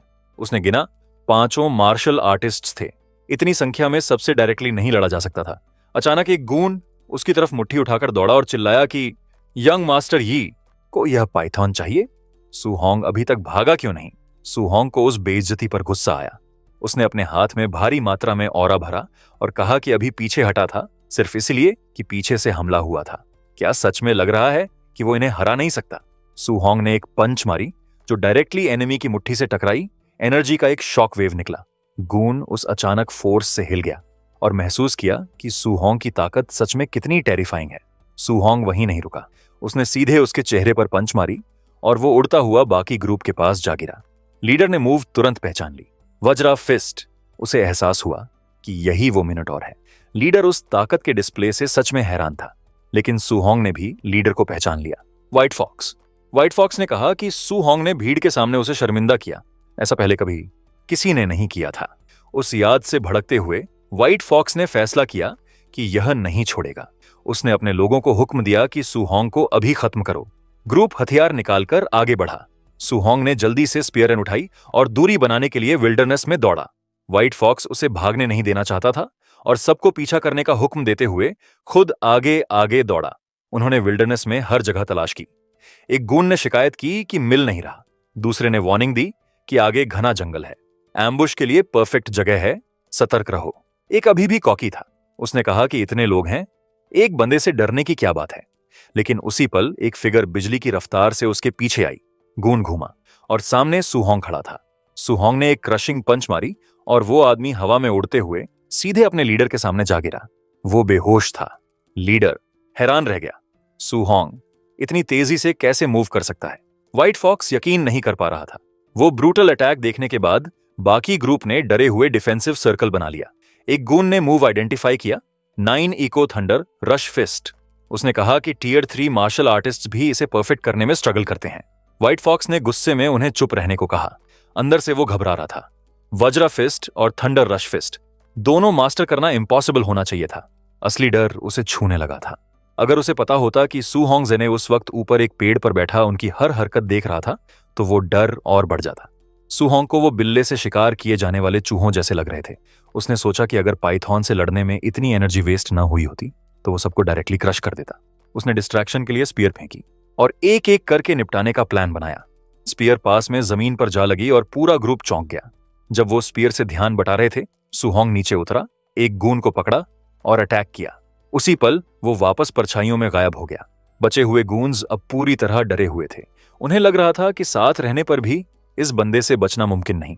उन्होंने यंग मास्टर यी से गुजारिश की कि चलो यहां से, ये लड़का बहुत स्ट्रांग है। लेकिन लीडर मानने को तैयार नहीं था। व्हाइट फॉक्स का ईगो उसे भागने नहीं दे रहा था। वो अपनी ताकत साबित करना चाहता था, चाहे अंदर से डरा हुआ था। उसने कहा कि आज सुहोंग को खत्म करना ही होगा। इधर सुहोंग उनके बीच इतनी तेजी से घूम रहा था कि ट्रैक करना मुश्किल था। अचानक व्हाइट फॉक्स अब भी बोल ही रहा था कि सुहोंग तेजी से निकला। लीडर रिएक्ट करता इससे पहले एक और गून पकड़ा गया और जमीन पर पटक दिया गया। बिल्कुल पहले की तरह सुहोंग अटैक के बाद तुरंत गायब हो गया।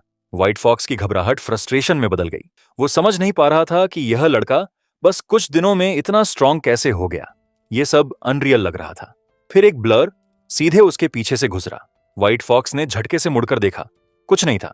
उसने गाली देते हुए कहा कि सुहोंग उसे चौंका नहीं सकता। लेकिन जैसे ही वो वापस मुड़ा, सुहोंग सीधे उसके सामने खड़ा था, स्ट्राइक के लिए तैयार। व्हाइट फॉक्स ने तुरंत रिएक्ट किया, घूमते हुए चिल्लाया कि अभी हारा नहीं है। उसने ऑरा हाथ में भरी और स्ट्राइक की, वॉइड ब्रेकिंग फिंगर।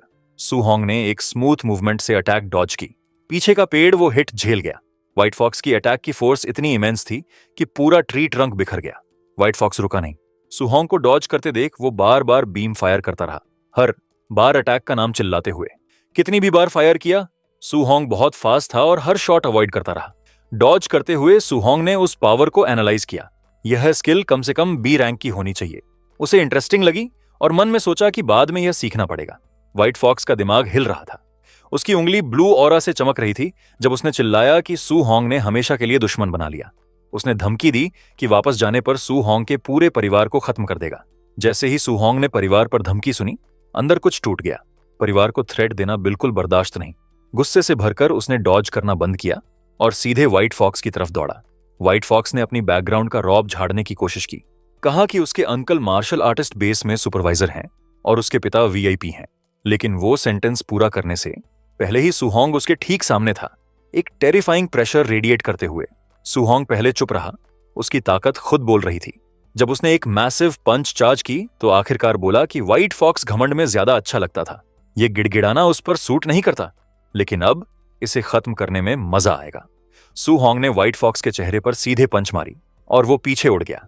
उस पंच के पीछे की फोर्स ओवरवेलमिंग थी। व्हाइट फॉक्स जंगल में दूर तक उड़ता गया, पेड़ों से टकराता हुआ जमीन पर जा गिरा। इंपैक्ट से धूल और धुआं उठा।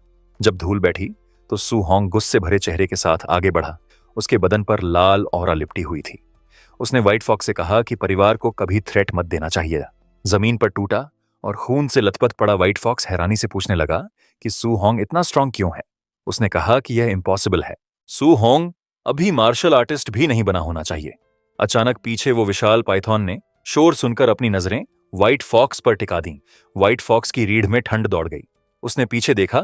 ठीक उसी वक्त पाइथॉन ने अपनी विशाल टेल घुमाई और जबड़े खोलकर अटैक किया। व्हाइट फॉक्स के हटने के बाद पाइथॉन ने अपना पूरा ध्यान सुहोंग पर केंद्रित किया। सुहोंग को एहसास हुआ कि गन्स से लड़ने में बहुत ज्यादा वक्त लग गया, जिससे विशाल पाइथन को अपनी स्टैमिना वापस पाने का मौका मिल गया। अब उसे बीस्ट से फिर लड़ना था, लेकिन इस बार खुद उसकी एनर्जी कम थी। मार्शल आर्टिस्ट्स का वो ग्रुप अपनी शर्मनाक हार से जल रहा था। एक ने गाली देते हुए कहा कि उन्हें पीटने वाला लड़का बहुत अजीब है।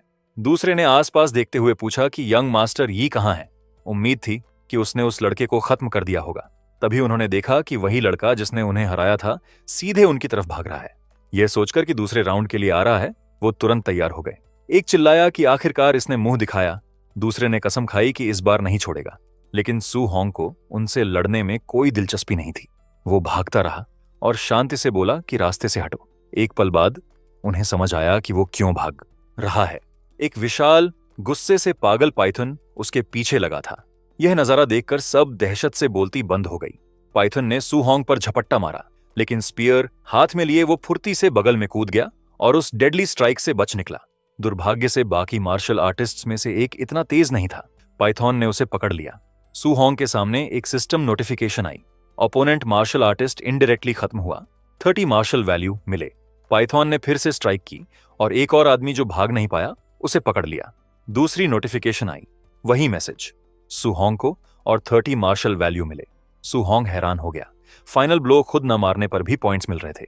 पाइथन ने तुरंत अपना ध्यान सुहोंग की तरफ किया और अपनी ताकतवर टेल से अटैक की। वो उस अटैक के ऊपर से कूदा और बीस्ट के क्लेवर फुल बॉडी स्ट्राइक्स से बचता रहा। भागते और डॉज करते हुए सुहोंग को एहसास हुआ कि जो पॉइंट्स उसने जमा किए थे उनसे अब ब्रेक थ्रू करके असली मार्शल आर्टिस्ट बनना पॉसिबल हो गया है।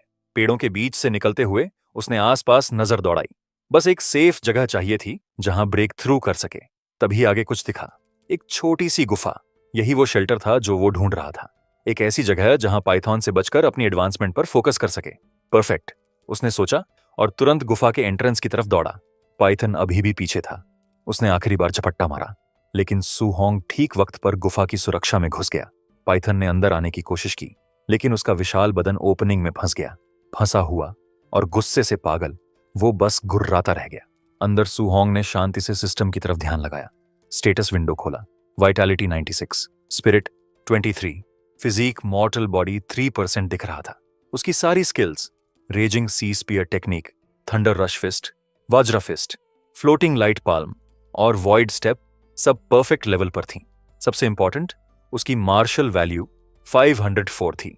एक पल भी वेस्ट किए बिना उसने सारे पॉइंट स्टैट्स में डालने शुरू किए, मन में सिस्टम से और तेज चलने की गुजारिश करते हुए। वाइटैलिटी पर फोकस करते हुए जैसे जैसे पॉइंट्स आते गए उसे लगा जैसे मैग्मा उसकी रगों में बह रहा हो। पलों में वाइटैलिटी 100 तक पहुंच गई। गुफा के बाहर फंसे हुए पाइथॉन ने भी हवा में एक टेरिफाइंग बदलाव महसूस किया। एक नई नोटिफिकेशन आई, breakthrough successful, tier 1 martial artist. Suhong के अंदर ताकत का एक सैलाब उठा और उसने मन में सोचा कि आखिरकार वो असली मार्शल आर्टिस्ट बन गया। उसने मुट्ठी बांधी, एक पावरफुल ऑरा उसे घेर रही थी। फंसे हुए पाइथॉन को देखते हुए उसने कहा, अब मेरी बारी है। पहली बार पाइथॉन को असली डर महसूस हुआ। वो बेताबी से अपना बदन एंट्रेंस से बाहर खींचने की कोशिश करने लगा। बस भागना चाहता था, लेकिन सुहोंग ने उसे यह मौका नहीं दिया। उसने अपनी नई ताकत को एक बेहद पावरफुल पंच में भर दिया। एंट्रेंस में फंसा होने की वजह से पाइथॉन के पास डॉज करने का कोई रास्ता नहीं था। पंच इतनी जबरदस्त फोर्स के साथ लगी कि वो विशाल बीस्ट दर्द भरी दहाड़ के साथ पीछे उड़ गया। उस ब्लो के पीछे की शक्ति अविश्वसनीय थी, उस लड़के से बिल्कुल अलग जिसका वो अभी पीछा कर रहा था। लेकिन सुहोंग अभी रुका नहीं। पाइथन संभलने भी नहीं पाया था कि वो हरकत में आ गया। हवा में छलांग लगाकर वो बीस्ट के विशाल बदन पर उतरा। अपनी दहाड़ के साथ उसने वज्रा फिस्ट अटैक्स की बाढ़ लगा दी। हर पंच डेवास्टेटिंग फोर्स के साथ लगी विशाल सांप को जमीन में ठोकती रही। बार बार के इंपैक्ट से जमीन में दरारें पड़ गईं। पाइथॉन ने जमकर छटपटाया, लेकिन वो उस बेरोक हमले के सामने पूरी तरह बेबस था। आखिर में एक आखिरी अर्थ शैटरिंग ब्लो के साथ पाइथॉन जम गया। लड़ाई की शक्ति से धूल और धुआं हवा में भर गया। जब सब छोटा तो सुहोंग अब हारे हुए विशाल पाइथॉन पर विजयी खड़ा था। +92 मार्शल वैल्यू की नोटिफिकेशन आई। सुहोंग ने सोचा कि पाइथॉन पहले से घायल था, लेकिन उसकी नई ताकत ने उसे डायरेक्टली सामना करने दिया, जो कुछ पल पहले इम्पॉसिबल होता। फिर उसका ध्यान रिवॉर्ड पर गया। आमतौर पर बीस्ट का बायां कान प्रूफ के तौर पर काटना होता है, लेकिन सांपों के कान नहीं होते। एक पल के लिए वो सोच में पड़ गया। उसने डिसाइड किया कि यह बाद में सोचेगा और वापस जाने लगा। जंगल अब एकदम सुनसान था। उस पागलपन भरे चेस का बस एक ही सबूत बचा था, तबाही का वो लंबा निशान। चलते चलते उसे उन लोगों की लाशें मिलीं जिन्होंने उस पर घात लगाया था। उनकी हालत देखकर सुहोंग ने कहा, पाइथॉन के हाथ लगे, आसान मौत मिली। फिर उसका ध्यान उनके लीडर के यूज किए हुए बी रैंक मार्शल टेक्निक पर गया। तलाश करने पर उसे यी के बदन पर एक मैनुअल मिला, वॉइड ब्रेकिंग फिंगर। उसने पढ़ा। चेहरे पर दिलचस्पी आई। ये तो मजेदार होता जा रहा है। फौरन जाने की बजाय उसने गुफा के पास रुकने का फैसला किया। आग जलाई और विशाल पाइथॉन की लाश के पास बैठकर अपना नया प्राइज पढ़ने लगा। मैनुअल पढ़ना शुरू किया और अपनी बढ़ी हुई एबिलिटीज से वॉइड ब्रेकिंग फिंगर का पूरा इंट्रोडक्टरी मेथड जल्दी ही याद कर लिया। अब बस सिस्टम से इसे रिकॉर्ड टाइम में मास्टर करना था। जैसे ही उसने सिस्टम के जरिए ट्रेनिंग शुरू की, उसके सामने उसका ही एक क्लोन मटीरियलाइज हो गया, लड़ने के लिए तैयार। क्लोन ने कोई रहम नहीं किया, बार बार वॉइड ब्रेकिंग फिंगर से उस पर अटैक करता रहा। क्लोन के साथ स्पैरिंग करते करते सुहोंग की टेक्निक की मास्टरसी तेजी से उछलती गई। 51%, 63%, 77%, फिर 99%। देर नहीं लगी जब नोटिफिकेशन कंफर्म हुई कि void breaking finger basic realm तक पहुंच गई और अगले लेवल की प्रोग्रेस शुरू हो गई। ट्रेनिंग ने सुहोंग को पूरी तरह खाली कर दिया। खांसते हुए उसने सोचा कि बी रैंक स्किल होने की वजह से सिर्फ बेसिक रियल्म तक पहुंचना भी बदन पर बहुत भारी पड़ा। सिस्टम ने फिर कहा कि असली मॉन्स्टर पर नई पावर टेस्ट करो। 3 दिन बाद सुहोंग एक नई चैलेंज के सामने खड़ा था। एक विशाल दहाड़ता हुआ बेयर जैसा मॉन्स्टर। उसने वॉइड ब्रेकिंग फिंगर से डायरेक्टली बीस्ट का सामना किया और आखिरकार जीत गया। उस कठिन लड़ाई के बाद सुहोंग को लगा कि स्किल सच में मास्टर हो गई। संतुष्टि के साथ बोला, यह पावर सच में बी रैंक मार्शल स्किल के लायक है। सिस्टम नोटिफिकेशन आई, void breaking finger perfect level तक पहुंच गई। नई पावर हासिल करने के बाद सुहोंग ने डिसाइड किया कि अब वापस जाने का वक्त है। मार्शियल आर्टिस्ट बेस पर वापस आते ही एक बड़ी भीड़ मिशन काउंटर के आसपास जमी थी। जोश से बातें हो रही थीं। किसी ने हैरानी से चिल्लाया, 2,30,000। किसी ने कहा कि थंडर स्क्वाड सच में बेहद स्किल्ड होनी चाहिए इतने फेरोशियस बीस्ट्स मारने के लिए। तीसरे ने जोड़ा कि इतना हॉल तो ज्यादातर लोगों के कई महीनों की मेहनत के बराबर है। किसी ने किल्स की क्वालिटी नोटिस की। सब टियर 1 बीस्ट्स थे, एक भी नॉन रैंक्ड नहीं, और कुछ हाई स्टेज मॉन्स्टर्स भी। थंडर स्क्वाड के स्कोर पर भीड़ अब भी हैरान ही हो रही थी कि रिसेप्शनिस्ट सुहोंग के ट्रॉफीज के ढेर की तरफ मुड़ी। उसकी आंखें हैरानी से फैल गईं और उसने रिजल्ट्स अनाउंस किए। 72 tier 1 initial stage beasts, 83 middle stage, 17 high stage, कुल रिवॉर्ड 46,000 ब्लू स्टार कॉइन्स। यह देखकर सुहोंग को अफसोस होने लगा। उसने मन में सोचा कि शायद ज्यादा हो गया। इतना बड़ा हॉल बहुत ज्यादा अटेंशन खींचेगा। बस यही उम्मीद कर सकता था कि कोई अनवांटेड मुसीबत ना आए। भीड़ फट पड़ी। यह नंबर इतना शॉकिंग था कि लोग यकीन नहीं कर पा रहे थे। सुहोंग हैरान भीड़ के बीच से निकल रहा था, तभी बेस के एंट्रेंस पर अचानक हलचल मची। लोग चिल्लाने लगे कि इतने मार्शल आर्टिस्ट्स होते हुए बेस पर अटैक कैसे हो सकता है। लेकिन यह अटैक नहीं था, एक इंपॉर्टेंट फिगर की जबरदस्त एंट्री थी।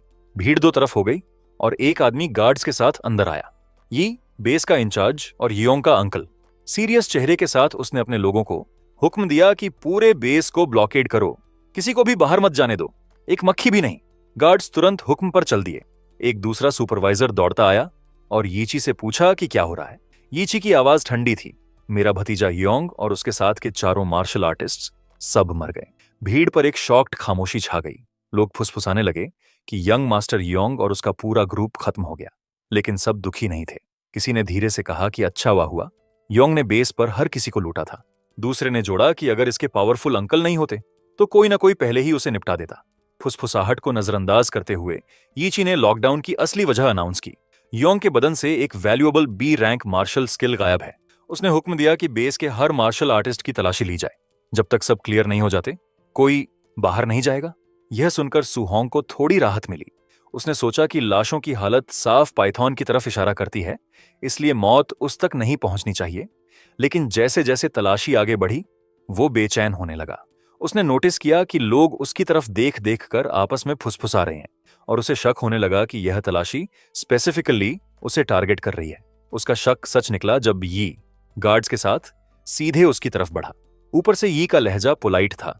उसने कहा कि सुना है सुहोंग ने अकेले 400,000 से ज्यादा की फेरोशियस बीस्ट्स मारी। सुहोंग की स्किल्स की तारीफ करते हुए, लेकिन उसके शांत शब्दों के पीछे उसके आसपास भड़कती रेड ऑरा साफ कुछ और ही कह रही थी। वो खुश नहीं था। लग रहा था कि उसे पहले से कुछ शक हो गया है। सुहोंग ने चेहरे पर शांत भाव रखा, लेकिन अंदर से सच जानता था। वो अब बहुत ज्यादा स्ट्रांग हो गया था।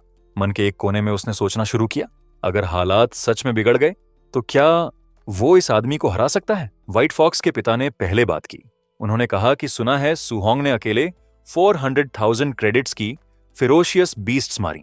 एक स्टूडेंट के लिए यह काफी इंप्रेसिव है। लेकिन उनके बगल में खड़ी औरत इस बात को मानने के लिए तैयार नहीं थी। उसने आर्ग्यू किया कि सुहोंग देखने में बस रैंक 1 अर्ली स्टेज का फाइटर लगता है, इतने सारे बीस्ट्स मारना उसके लिए पॉसिबल नहीं। उसने सीधे आरोप लगाया कि सुहोंग ने यंग मास्टर या के ग्रुप से चुराया है और तुरंत अपने लोगों को उसकी तलाशी लेने का हुक्म दिया। हुक्म मुंह से निकला ही था कि हाथों में आग जलाए दो बड़े आदमी सुहोंग की तरफ बढ़ने लगे। एक ने कड़ी वार्निंग दी, विरोध मत करना वरना मुश्किल हो जाएगी। लेकिन पलक झपकते ही सिचुएशन पलट गई। एक आदमी को अचानक स्पीयर की नोक सीधे अपने चेहरे के सामने मिली। गार्ड जम गया और पूछा कि सुहोंग क्या कर रहा है। सुहोंग ने शांति से कहा, कुछ नहीं, स्पीयर स्टेडी रखते हुए। वो आदमी पूरी तरह हैरान था क्योंकि उसने सुहोंग को वेपन निकालते हुए देखा तक नहीं था। ये बहुत तेज था। सुहोंग ने अनाउंस किया कि वो स्टार सिटी हाई नंबर 1 का स्टूडेंट है। उसने उनकी तरफ देखते हुए पूछा कि क्या वो सच में उस स्कूल के स्टूडेंट की जबरदस्ती तलाशी लेना चाहते हैं। स्कूल का नाम सुनते ही व्हाइट फॉक्स के पिता के कदम रुक गए। वो जानते थे कि हाई स्कूल नंबर 1 का प्रिंसिपल अपने स्टूडेंट्स के बारे में बेहद प्रोटेक्टिव होने के लिए मशहूर था। एक छोटी सी बात के लिए ऐसे इंसान को नाराज करना सही नहीं था। वाईआई को फिर भी पूरा मामला संदिग्ध लग रहा था। अगर इस लड़के ने सच में इतने सारे बीट्स मारे तो ये एक जीनियस है, लेकिन अगर वो गलत निकले और एक जीनियस स्टूडेंट को नाराज कर बैठे तो यह मुसीबत मोल लेना होगा। उसने अपने लोगों को रुकने का इशारा किया और खुद आगे बढ़ा। उसने एक्सप्लेन किया कि उसके भतीजे पर हमला हुआ और एक सीक्रेट फैमिली टेक्निक चुरा ली गई, इसलिए उसके पास कल्प्रिट ढूंढने के अलावा कोई ऑप्शन नहीं। उसने यह भी कहा कि उम्मीद है सुहोंग कोऑपरेट करेगा। सुहोंग ने सीधे जवाब दिया कि बस यही उम्मीद है कि वो गलत इंसान पर इल्जाम न लगाए। यी ने तलाशी की तकलीफ के बदले 10,000 क्रेडिट्स देने की ऑफर की और पूछा कि यह ठीक रहेगा। सुहोंग ने तुरंत काउंटर किया, 30,000। मन में वो जानता था कि योंग टेक्निकली उस विशाल पाइथॉन ने मारा था। जब तक उनके पास चुराई हुई टेक्निक का कोई सबूत नहीं मिलता, वो कुछ प्रूव नहीं कर सकते। यी मान गया। सुहोंग ने बाहें फैला दी और तलाशी लेने दी। लोग उसकी जेबें चेक करते रहे। वो औरत उसका बैग खंगालती रही। सुहोंग ने कहा कि ध्यान से देखो, बाद में कोई झूठी अफवाह नहीं चाहिए। तलाशी पूरी हुई तो लोगों ने रिपोर्ट किया, कुछ नहीं मिला। यी ने सिर हिलाया। सुहोंग को 30,000 क्रेडिट्स देने और जाने देने को कहा। जाते हुए सुहोंग ने मन में सोचा कि अच्छा हुआ सीन प्रॉपरली साफ कर दिया था, नहीं किया होता तो आज सच में बड़ी मुसीबत होती। यीची ने भीड़ की तरफ मुड़कर चिल्लाया कि तलाशी जारी रहेगी, जब तक चोर नहीं मिलता कोई नहीं जाएगा। इधर सुहोंग अपना अगला कदम सोच रहा था। नहाना और कपड़े बदलने थे, फिर सीधे मार्शल आर्टिस्ट एसोसिएशन जाकर असेसमेंट के लिए साइन अप करना था। उसे जल्द से जल्द एक प्रॉपर गाइडेंस टेक्निक सेट लेनी थी। थोड़ी देर बाद सुहोंग मार्शल आर्टिस्ट बेस के अंडरग्राउंड होटल में आराम कर रहा था। उसने सिस्टम इंटरफेस खोला और पॉइंट्स चेक किए। 534 मार्शल पॉइंट्स देखकर वो थोड़ा हैरान हुआ। उसे एहसास हुआ कि वॉइड शैटरिंग फिंगर की ट्रेनिंग और बीस्ट्स हंटिंग में इतना बिजी रहा कि पॉइंट्स खर्च करना भूल ही गया। स्टैट्स अच्छे दिख रहे थे। वाइटैलिटी 103 से ऊपर, स्पिरिट 23 पर और फिजिक मॉर्टल फ्रेम 6% पर था। उसकी सारी skills, void shattering finger, raging sea spear technique और वॉइड स्टेप सब परफेक्ट थीं। नंबर्स देखते हुए सुहोंग ने नोट किया कि रैंक 1 अर्ली स्टेज के लिए 100 वाइटैलिटी चाहिए, लेकिन मिड स्टेज के लिए 200। उसने हिसाब लगाया और पाया कि सारे पॉइंट्स वाइटैलिटी में लगाने पर भी मिड स्टेज के लिए लगभग 40 पॉइंट्स कम पड़ेंगे। उसने स्पिरिट और मॉर्टल फ्रेम देखा कि उन्हें अपग्रेड करने से क्या फर्क पड़ता है। स्पिरिट 23 पर था और मॉर्टल फ्रेम 6% पर। पॉइंट्स बचे थे तो उसने टेस्ट करने का फैसला किया। स्पिरिट अपग्रेड किया, 0.1 0.1 करके बढ़ता रहा। कुछ पॉइंट्स खर्च करने के बाद उसने माना कि कोई खास फर्क नहीं लगा। फिर मॉर्टल फ्रेम को 0.1 करके बढ़ाना शुरू किया। इस बार रिजल्ट इंस्टेंट था। फिजिकल स्ट्रेंथ में एक साफ बूस्ट तुरंत महसूस हुई तो उसने वहां पॉइंट्स डालते रहने का फैसला किया। मार्शल पॉइंट्स तेजी से घटते देख उसने मॉर्टल फ्रेम अपग्रेड कुछ देर के लिए रोक दिया। प्लान बदला और 200 मार्शल पॉइंट्स वाइटैलिटी में डाल दिए। बदलाव के बाद मॉर्टल फ्रेम 36.1% पर था। बचे हुए पॉइंट्स स्पिरिट में डाल दिए। जैसे ही यह खत्म हुआ, उसके चारों तरफ रेड एनर्जी का एक विशाल एक्सप्लोजन हुआ। उसे लगा जैसे अंदर से अनंत ताकत उठ रही है। कुछ पलों बाद एनर्जी धीरे धीरे कम हुई और बदन वापस नॉर्मल हो गया। उसने एक लंबी सांस छोड़ी, राहत मिली। उसने सोचा कि अगर बदन इतना बड़ा हो जाता तो लोगों को एक्सप्लेन करना बहुत ऑकवर्ड होता कि अचानक जायंट मसलमैन क्यों बन गया। 1 घंटे बाद Suhong star city martial artist association पहुंचा। स्काई स्क्रेपर से घिरी एक विशाल बिल्डिंग। वो फ्रंट डेस्क पर गया और रिसेप्शनिस्ट को बताया कि असेसमेंट के लिए आया है। उस औरत ने सिर हिलाया और कहा कि एक स्टाफ मेंबर जल्दी ही टेस्टिंग एरिया में गाइड करेगी। जब वो एक स्टाफ मेंबर के साथ कॉरिडोर में चल रहा था, उसने कमेंट किया कि बहुत यंग दिखता है और पूछा कि पहली बार आया, क्वद है। उसने रूल्स एक्सप्लेन किए। रैंक 1 मार्शल आर्टिस्ट पास करने के लिए कम से कम 100 विटैलिटी और 1000 से ऊपर कॉम्बैट पावर चाहिए। उसने गुड लक विश किया और सुहोंग ने पोलाइटली शुक्रिया कहा। पास के वेटिंग एरिया में लोग फुसफुसाने लगे। एक ने पॉइंट आउट किया कि यह लड़का बिना किसी मास्टर या टीचर के अकेला आया है। दूसरे ने अंदाजा लगाया कि इतना यंग है, शायद बस देखने आया है, सीरियसली पास करने नहीं। अचानक टेस्टिंग मशीन्स के पास शोर हो गया।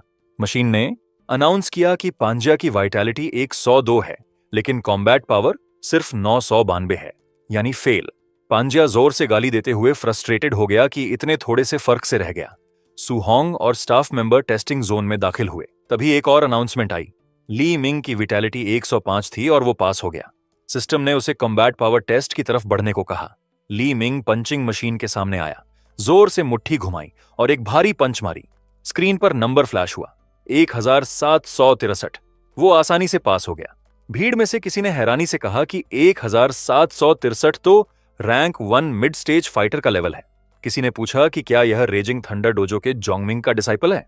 एक बाहरी ने कंफर्म किया कि हाँ, और यह समझ में आता है कि यह जीनियस है क्योंकि famous thunder clap fist use करता है। सू होंग ने यह नाम सुनकर सिर खुजाया। उसने सोचा कि जांग मिंग के डिसाइपल का नाम तो लाई यन था। उसे हैरानी हुई कि उस आदमी के आखिर कितने स्टूडेंट्स हैं। ली मिंग मशीन से वापस आया और सू होंग को देखते हुए बोला कि अब उसकी बारी है। जैसे ही सू होंग आगे बढ़ा, ली मिंग उसे देखता रहा।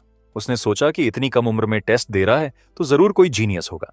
उसने माना कि सू होंग अनयूजुअल है, लेकिन उसे शक था कि यह लड़का उसकी बराबरी कर सकता है। अचानक भीड़ में चीखें उठी। लोग चिल्ला रहे थे कि क्या मशीन खराब हो गई। जो नंबर दिख रहा है उस पर यकीन नहीं हो रहा। घमंडी ली मिंग भी हैरानी से पीछे मुड़ गया। स्टाफ मेंबर ने अनाउंस किया, सू होंग की विटैलिटी 123 है। वो पहले राउंड में आसानी से पास हो गया। ली मिंग ने बड़बड़ाया कि यह इम्पॉसिबल है। उसने खुद को शांत करने की कोशिश की। विटैलिटी ही सब कुछ नहीं होती, असली टेस्ट तो कॉम्बैट पावर है। उसने खुद से कहा कि वो अभी भी यहाँ का नंबर 1 स्टूडेंट बन सकता है। ऑफिसर ने कॉम्बैट पावर टेस्ट शुरू करने का ऐलान किया और सू होंग को पंचिंग मशीन की तरफ गाइड किया गया। टारगेट के सामने खड़े होकर सू होंग ने अपने स्टैट्स के बारे में सोचा। वो पहले से मार्शल आर्टिस्ट बन चुका था और फिजिक अपग्रेड हो चुकी थी, इसलिए रॉ स्ट्रेंथ पहले से कहीं ज्यादा थी। उसने सोचा कि 40% पावर काफी होगी पास करने के लिए, लेकिन फिर उसे डर लगा कि अगर बहुत ज्यादा रोका और 1000 पॉइंट्स का रिक्वायरमेंट मिस हो गया तो बेवकूफ लगेगा। सेफ रहने के लिए उसने 50% यूज करने का फैसला किया। उसने टेरिफाइंग स्पीड और फोर्स के साथ पंच मारी। आधी स्ट्रेंथ पर भी ताकत बहुत ज्यादा थी। पंचिंग मशीन अपनी जगह से उखड़कर सीधे दीवार में जा घुसी और टुकड़े टुकड़े हो गई। तबाही पूरी थी और कमरे में सन्नाटा छा गया। सब मुंह खोले देखते रहे। ली मिंग का चेहरा डर से पीला हो गया। सू होंग ने एक ही हिट में टेस्टर तोड़ दिया था। वो खामोशी जोरदार चिल्लाहट में टूटी जब ली मिंग को सबसे डरावनी बात समझ आई। सू होंग ने कोई मार्शल आर्ट्स टेक्निक यूज ही नहीं की थी, ये बस रॉ पावर था। भीड़ में से किसी ने पॉइंट आउट किया कि रैंक 1 हाई स्टेज फाइटर की कॉम्बैट पावर यूजुअली 3000 के आसपास होती है। यह रिजल्ट तो पूरी तरह चार्ट से बाहर था। किसी ने एक टीचर का हाथ पकड़कर चिल्लाया कि वही लड़का है, यह तो कंप्लीट मॉन्स्टर है। टीचर ने सिर हिलाते हुए कहा कि अब सब समझ आया। इधर एक ऊंचे ऑफिस में एक औरत अपनी डेस्क पर बैठी थी। ये थी Wuling, star city martial arts association की प्रेसिडेंट। वो नेबरिंग यांग सिटी ब्रांच के बारे में बड़बड़ा रही थी कि वो अपने नए जीनियस के बारे में बखान करना बंद नहीं कर रहे। उसे डर था कि अगर स्टार सिटी ने जल्दी कोई टैलेंट नहीं ढूंढा तो शायद उसकी नौकरी चली जाए। अचानक एक आदमी उसके ऑफिस में घुसा और चिल्लाया कि असेसमेंट हॉल में एक मॉन्स्टर आ गया है। वुलिंग ने चौंकते हुए उसे घूरा। आदमी ने जल्दी से एक्सप्लेन किया कि एक रैंक 1 अर्ली स्टेज का लड़का सिर्फ रॉ फिजिकल स्ट्रेंथ से टेस्टिंग मशीन को उड़ा दिया। कॉम्बैट पावर 3000 तक पहुंची। वुलिंग एक पल के लिए रुकी। यकीन करना मुश्किल था, लेकिन फिर उसे एहसास हुआ कि शायद यही वो मिरेकल है जिसका वो इंतजार कर रही थी। मार्शल आर्टिस्ट एसोसिएशन का सेंट्रल हॉल गतिविधियों से भरा हुआ था। लोग हर तरफ आ जा रहे थे। कुछ बातें कर रहे थे, कुछ पहरा दे रहे थे, कुछ घायल फाइटर्स को चलने में मदद कर रहे थे और बाकी बस हैरानी से इधर उधर देख रहे थे। पास में 2 आदमी बात कर रहे थे। एक ने सू होंग को ब्रदर कहते हुए कहा कि पहले दूसरी मंजिल पर चलते हैं, मार्शल आर्टिस्ट आइडेंटिटी रजिस्टर करते हैं, उसके बाद अलाउंस कलेक्ट करने जाएंगे। सू होंग ने पोलाइटली शुक्रिया कहा। अचानक किसी ने बीच में आकर कहा कि सू होंग के बेसिक्स हो गए और वो खुद उसे पर्सनली हैंडल करेंगी। गाइड हैरान रह गया। ये तो खुद प्रेसिडेंट थीं। वो यकीन नहीं कर पाया कि प्रेसिडेंट खुद नीचे आकर यह काम करेंगी। उनके लिए यह मामला बहुत जरूरी था और कोई गलती नहीं चाहती थी। उन्होंने उस नौजवान की तरफ देखा और कंफर्म किया कि यही सू होंग है। उन्होंने अपना नाम बताया, Wuling Xian, star city branch of martial Dao association की प्रेसिडेंट, और सिंपली कहा कि फॉलो करो। सू होंग ने प्रेसिडेंट कहकर अग्री किया। अंदर से वो हैरान था। उसने सुना था कि प्रेसिडेंट एक powerful tier 8 rank 5 martial artist हैं, लेकिन जैसा उसने इमेजिन किया था वैसी नहीं दिखती थीं। कुछ पल बाद प्रेसिडेंट के प्राइवेट ऑफिस में दोनों बैठकर सीरियस बातचीत करने लगे। वुलिंग चियन ने कहा कि Su Hong star city number 1 high school का स्टूडेंट है। उन्होंने मेंशन किया कि प्रिंसिपल ली चोंगशान ने पहले उनसे शिकायत की थी। वो अपसेट थे कि इस साल स्कूल ने सिर्फ 2 ordinary tier 1 martial artists produce किए और सू होंग जैसे हिडन जीनियस को कंप्लीटली मिस कर दिया। सू होंग थोड़ा नर्वस हो गया। उसने पूछा कि उसे ऑफिस में क्यों बुलाया। वो तो बस रजिस्टर करने, अलाउंस लेने और एक बेसिक गाइडेंस टेक्निक लेने आया था। वुलिंग चियन ने हाथ हिलाते हुए कहा कि रिलैक्स करो। उन्होंने एक्सप्लेन किया कि उनके लोग पहले से उसका आईडी और पैसों का काम प्रोसेस कर रहे हैं। जहां तक गाइडेंस टेक्निक सपनेस की बात थी, वो उसे पर्सनली सिखाने का इरादा रखती थीं। वो उठी और सीधे पूछा कि वो गाइडेंस टेक्निक्स के बारे में एक्चुअली कितना जानता है। सू होंग ने एक पल सोचा। उसने टेक्स्ट बुक की डेफिनेशन सुनाई। हेवन और अर्थ की स्पिरिचुअल एनर्जी के एट्रीब्यूट्स होते हैं और गाइडेंस टेक्निक उस एनर्जी को अब्सॉर्ब करके बॉडी को मजबूत बनाने का तरीका है। उसने यह भी जोड़ा कि अलग अलग एट्रीब्यूट्स को अब्सॉर्ब करने के लिए स्पेसिफिक टेक्निक्स चाहिए होती हैं। प्रेसिडेंट ने हाथ आगे बढ़ाया और एक छोटी सी फ्लेम बुलाई। उन्होंने एक्सप्लेन किया कि टेक्स्ट बुक गलत नहीं है, लेकिन गाइडेंस टेक्निक्स सिर्फ सिंपल कल्टीवेशन मेथड से कहीं ज्यादा हैं। उन्होंने बताया कि उनकी heavenly flame guidance technique fire attribute energy absorb करती है। यह बॉडी को मजबूत करने के साथ साथ उनके अटैक्स में डेडली फायर पावर भी भर देती है। उन्होंने यह भी बताया कि एक्सटर्नल अटैक्स मास्टर करने से रेंज भी बढ़ सकती है।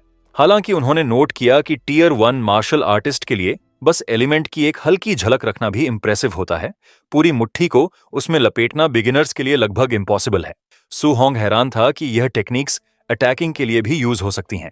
उसने माना कि वो सोचता था कि यह सिर्फ एनर्जी अब्सॉर्ब करके लेवल अप करने के लिए होती हैं। टेक्स्ट बुक में कॉम्बैट एप्लीकेशंस का कोई जिक्र नहीं था। प्रेसिडेंट ने लेसन जारी रखा। स्पिरिचुअल की के साथ एट्रीब्यूट्स थे: metal, would, water, fire, earth, thunder और विंड। हर एक के अपने फायदे और नुकसान थे, लेकिन प्योर डिस्ट्रक्शन के मामले में थंडर पहले, मेटल दूसरे और फायर तीसरे नंबर पर था। लेकिन कोई भी एलिमेंट मनमर्जी से नहीं चुना जा सकता। यह तुम्हारी नेचुरल कंपैटिबिलिटी पर निर्भर करता है। सू होंग ने सिर हिलाया। उसे अब एहसास हुआ कि एक मार्शल आर्टिस्ट अपने बदन की एफिनिटी से बाउंड होता है। प्रेसिडेंट ने अग्री किया और कंपैटिबिलिटी टेस्ट के लिए एक क्रिस्टल बॉल निकाला। उन्होंने एक्सप्लेन किया कि यह जितना ज्यादा चमकेगा, एफिनिटी उतनी ज्यादा। ऑर्डिनरी मार्शल आर्टिस्ट्स की आमतौर पर 20 से 30% होती है। उन्होंने मेंशन किया कि उनकी खुद की एफिनिटी लगभग 80% है, जो इलीट माना जाता है। लेकिन उन्हें यकीन था कि सू होंग जैसा जीनियस निश्चित रूप से 90% से आगे जाएगा। फ्लेम गायब होते ही सू होंग ने क्रिस्टल बॉल पकड़ा। उसने सोचा कि प्रेसिडेंट वू इतनी कम उम्र में टियर 5 मास्टर कैसे बन गई। वो सच में एक जीनियस हैं। अगर वो 80% पर हैं, तो खुद 90% तक पहुंचना तो बेहद इनक्रेडिबल होगा। अचानक क्रिस्टल बॉल चमकने लगा और चमकता ही गया, इतना तेज कि आंखें चौंधिया जाईं। प्रेसिडेंट की सांस रुक गई। उन्होंने एक्सक्लेम किया कि यह तो फुल है। उन्हें बिल्कुल उम्मीद नहीं थी। उन्होंने अनाउंस किया कि सू होंग की फायर एट्रीब्यूट कंपैटिबिलिटी परफेक्ट 100% है। उन्होंने उसे गहरी नजरों से देखा और पूछा कि क्या वो समझता है इसका मतलब क्या है। वो तारीफ से भरी हुई उसके करीब आई। सू होंग ने माना कि उसे इसकी इंपॉर्टेंस नहीं पता। प्रेसिडेंट ने एक्सप्लेन किया कि इसका मतलब है कि वो फायर एट्रीब्यूट एनर्जी का 100% अब्सॉर्ब कर सकता है, एक भी ड्रॉप वेस्ट किए बिना। उन्होंने बताया कि उनकी 80% कंपैटिबिलिटी के साथ वो अब्सॉर्प्शन में 20% एनर्जी खो देती हैं। फिर भी उस लॉस के बावजूद वो टियर 5 मार्शल आर्टिस्ट और एसोसिएशन की प्रेसिडेंट बन गई। उन्होंने सीधे उसके चेहरे की तरफ उंगली करते हुए कहा कि उसका फ्यूचर निश्चित रूप से उनसे आगे जाएगा। सू होंग नर्वसली पसीना पोंछने लगा। प्रेसिडेंट ने हैरानी जताई कि उन्होंने कभी नहीं सोचा था कि स्टार सिटी जैसी छोटी जगह से इंपीरियल कैपिटल के एलिट्स जैसा कोई मॉन्स्टर निकलेगा। जब वो बोल रही थी, सू होंग मन में सोच रहा था कि फायर एट्रीब्यूट अच्छा है, लेकिन वो एक्चुअली थंडर प्रेफर करता है। सोचने लगा कि काश थंडर के साथ भी हाई कंपैटिबिलिटी होती। अचानक क्रिस्टल बॉल फिर जल उठा, लेकिन इस बार इंटेंस थंडरस एनर्जी से कड़कड़ाया। इस नई डेवलपमेंट ने प्रेसिडेंट को और भी ज्यादा शॉक कर दिया। सू होंग ने बॉल देखते हुए कहा कि उसकी थंडर एट्रीब्यूट कंपैटिबिलिटी भी 100% लग रही है। प्रेसिडेंट पूरी तरह स्पीचलेस हो गई। वो हैरानी से खड़ी रहीं, सोचने लगी कि कहीं हेलुसिनेशन तो नहीं हो रहा। थंडर और फायर दोनों 100%। उनके पास बस एक ही कंक्लूजन था, ये लड़का एक कंप्लीट मॉन्स्टर है। फिर वो चमक फिर से बदली। सू होंग ने ऐड किया कि उसकी विंड एट्रीब्यूट कंपैटिबिलिटी भी 100% लग रही है। प्रेसिडेंट ने यकीन न करते हुए देखा और सोचा कि यह इतना हैरान करने वाला कैसे पॉसिबल है। हिशोंस कुछ मिनट बाद वो काउच पर ढेर हो गई, पूरी तरह हार मानते हुए, जबकि सू होंग चुपचाप उन्हें शौक और घबराहट में जाते देखता रहा। वो बड़बड़ाई कि यह तो ठीक नहीं है, हर एक एलिमेंट फुल, सब 100%। उन्होंने खुद को कन्विंस किया कि जरूर सपना देख रही है। उन्होंने सोचा कि वो एक वक्त खुद को टॉप टियर जीनियस मानती थीं। आखिर 30 साल की उम्र में टियर 5 मार्शल आर्टिस्ट बनना बेहद रेयर है। लेकिन किसी ऐसे इंसान से मिलने के बाद जो सारे कॉमन सेंस को तोड़ता है, उन्हें एहसास हुआ कि वो तो उसके सामने बस एक ऑर्डिनरी इंसान है। उन्हें में लगा कि एक मॉन्स्टर को समझने या हराने की उम्मीद सिर्फ कोई दूसरा मॉन्स्टर ही रख सकता है। वो खुद से बड़बड़ाई कि कुछ एग्जिस्टेंसेस होती हैं जिन्हें ऑर्डिनरी लोग समझ ही नहीं सकते। सू होंग ने खामोशी तोड़ी और कहा कि सातों एट्रीब्यूट्स 100% पर हैं। उसने शिकायत की कि अगर सिर्फ थंडर कल्टीवेट करे और बाकी 6 को इग्नोर करे तो यह बहुत बड़ी बर्बादी लगती है। यह सच में उसके लिए बहुत डिस्ट्रेसिंग था। फिर उसने बोल्डली प्रेसिडेंट से पूछा कि क्या वो उसे सातों एट्रीब्यूट्स की गाइडेंस टेक्निक्स दे सकती हैं। प्रेसिडेंट चुप हो गईं। आखिरकार उन्होंने एक्सप्लेन किया कि इंसान की एनर्जी लिमिटेड होती है, चाहे टैलेंट कितना भी ऊंचा हो, एक या दो पर फोकस करना सबसे बेहतर है। उन्होंने वार्निंग दी कि एक बार किसी ने सातों एक साथ कल्टीवेट करने की कोशिश की थी। दशकों बाद भी वो टियर 1 मार्शल आर्टिस्ट ही रहा। सुहोंग ने जोर देकर कहा कि वो अभी डिसाइड नहीं कर सकता, वो पहले सब कल्टीवेट करके देखना चाहता है और बाद में कोई एक फोकस चूज करेगा। प्रेसिडेंट ने मन मारकर हां की, लेकिन सीरियसली वार्निंग दी कि वो अपना गॉड गिवन टैलेंट बर्बाद नहीं करे। फिर उन्होंने सब्जेक्ट बदला और पूछा कि उसके स्कूल का मंथली एग्जाम जल्दी आने वाला है ना। सुहोंग ने हां में सिर हिलाया और पूछा कि वो यह क्यों जानना चाहती हैं। प्रेसिडेंट ने एक्सप्लेन किया कि ऑल हेवंस बैटलफील्ड पर टेंशन बढ़ती जा रही है। 10,000 रेसेस और ह्यूमैनिटी के बीच महायुद्ध कभी भी शुरू हो सकता है। इसी वजह से देश एक स्पेशल जीनियस ट्रेनिंग कैंप में रिसोर्सेज डाल रहे हैं, निकले हैं। वो सुहोंग को उसके लिए रिकमेंड करना चाहती हैं, लेकिन एक कंडीशन है, उसे अपने स्कूल के मंथली एग्जाम में फर्स्ट प्लेस लाना होगा। अगर वो ये कर लेता है तो वो उसकी जगह सिक्योर कर देंगी। सुहोंग ने 10 डजन का 1000 रेसेस की वॉर के बारे में सोचा। उसे वो कॉन्फ्लिक्ट याद आई जो एक दशक से भी पहले हुई थी। उसे याद आया कि बचपन में उसने अपने सारे रिश्तेदार खो दिए थे, सिवाय अंकल और आंट के। उसने प्रेसिडेंट से कहा कि वो समझता है और पूरी मेहनत करेगा। दिल में उसने कसम खाई कि वो त्रासदी दोबारा नहीं होने देगा। उसे इतना स्ट्रांग बनना था कि अपने परिवार को प्रोटेक्ट कर सके। उस रात घर वापस आकर सुहोंग ने अंकल और आंट को जोश से बताया कि वो ऑफिशियल मार्शल आर्टिस्ट बन गया। उसने गर्व के साथ अपने नए क्रेडेंशियल्स दिखाए। अंकल और आंट की आंखों से खुशी के आंसू बह निकले। वो बोले कि लिटिल होंग ने सच में कर दिखाया। आंट ने कहा कि उसने सच में कुछ बड़ा हासिल किया और वो उसकी काबिलियत पर बहुत गर्व है। सुहोंग ने बताया कि टियर 1 मार्शल आर्टिस्ट को हर महीने 10,000 का अलाउंस मिलता है, इसलिए अंकल को अब इतनी मेहनत नहीं करनी पड़ेगी। अंकल ने मुस्कुराते हुए कहा कि लिटिल होंग अब परिवार का सहारा है, जो कहेगा वो सुनेंगे। सुहोंग ने मन में चुपचाप खुद से वादा किया कि इस पल से वो पूरे परिवार का बोझ अपने कंधों पर उठाएगा। उस रात बाद में अकेले अपने कमरे में सुहोंग ध्यान में बैठ गया। जब उसने आंखें खोली तो वो गहरी रेड लाइट से चमक रही थी। उसने मुट्ठी बांधी और उसकी उंगलियों से धीरे धीरे धुआं निकलने लगा। उसने सोचा कि क्या यह गाइडेंस टेक्निक्स का बेसिक लेवल है, कमजोर लग रही है। उसे समझ नहीं आया कि इसमें कोई ताकत क्यों नहीं लग रही। तभी उसने सिस्टम पैनल पर एक नई एंट्री नोटिस की।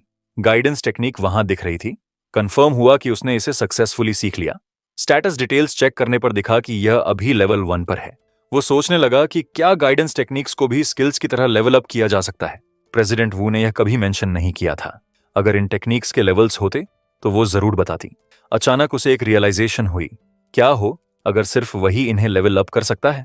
क्या हो अगर वो अकेले अपनी कल्टीवेशन टेक्निक को सोलो लेवल कर सकता है? सुहोंग ने सीरियसली उस ग्लोइंग ब्लू पैनल को देखा। वो सोच रहा था कि गाइडेंस टेक्निक्स को कैसे अपग्रेड किया जाए और क्या यह मार्शल वैल्यू की तरह ही इंप्रूव होती है। जैसे ही उसने विंडो टच की, एक रेड वार्निंग फ्लैश हुई, इनसफिशिएंट मार्शल वैल्यू। सुहोंग ने एक लंबी सांस ली। उसने डिसाइड किया कि पहले बाकी गाइडेंस टेक्निक्स कल्टीवेट करेगा और बाद में ज्यादा मार्शल वैल्यू कमाने का तरीका सोचेगा। वो रूफटॉप पर किताबों से घिरकर क्रॉस लेगेड बैठ गया। उसके चारों तरफ स्पिरिचुअल एनर्जी की फ्लेम्स बर्स्ट हुईं और पूरा इलाका रोशन हो गया। घंटों बाद सुहोंग के अंदर स्पिरिचुअल चाय के साथ ग्लोइंग पॉइंट्स दिख रहे थे। हर पॉइंट एक अलग टेक्निक रिप्रेजेंट करता था। थंडर, वाटर, मार्श, थिक अर्थ, स्पिरिट विंड।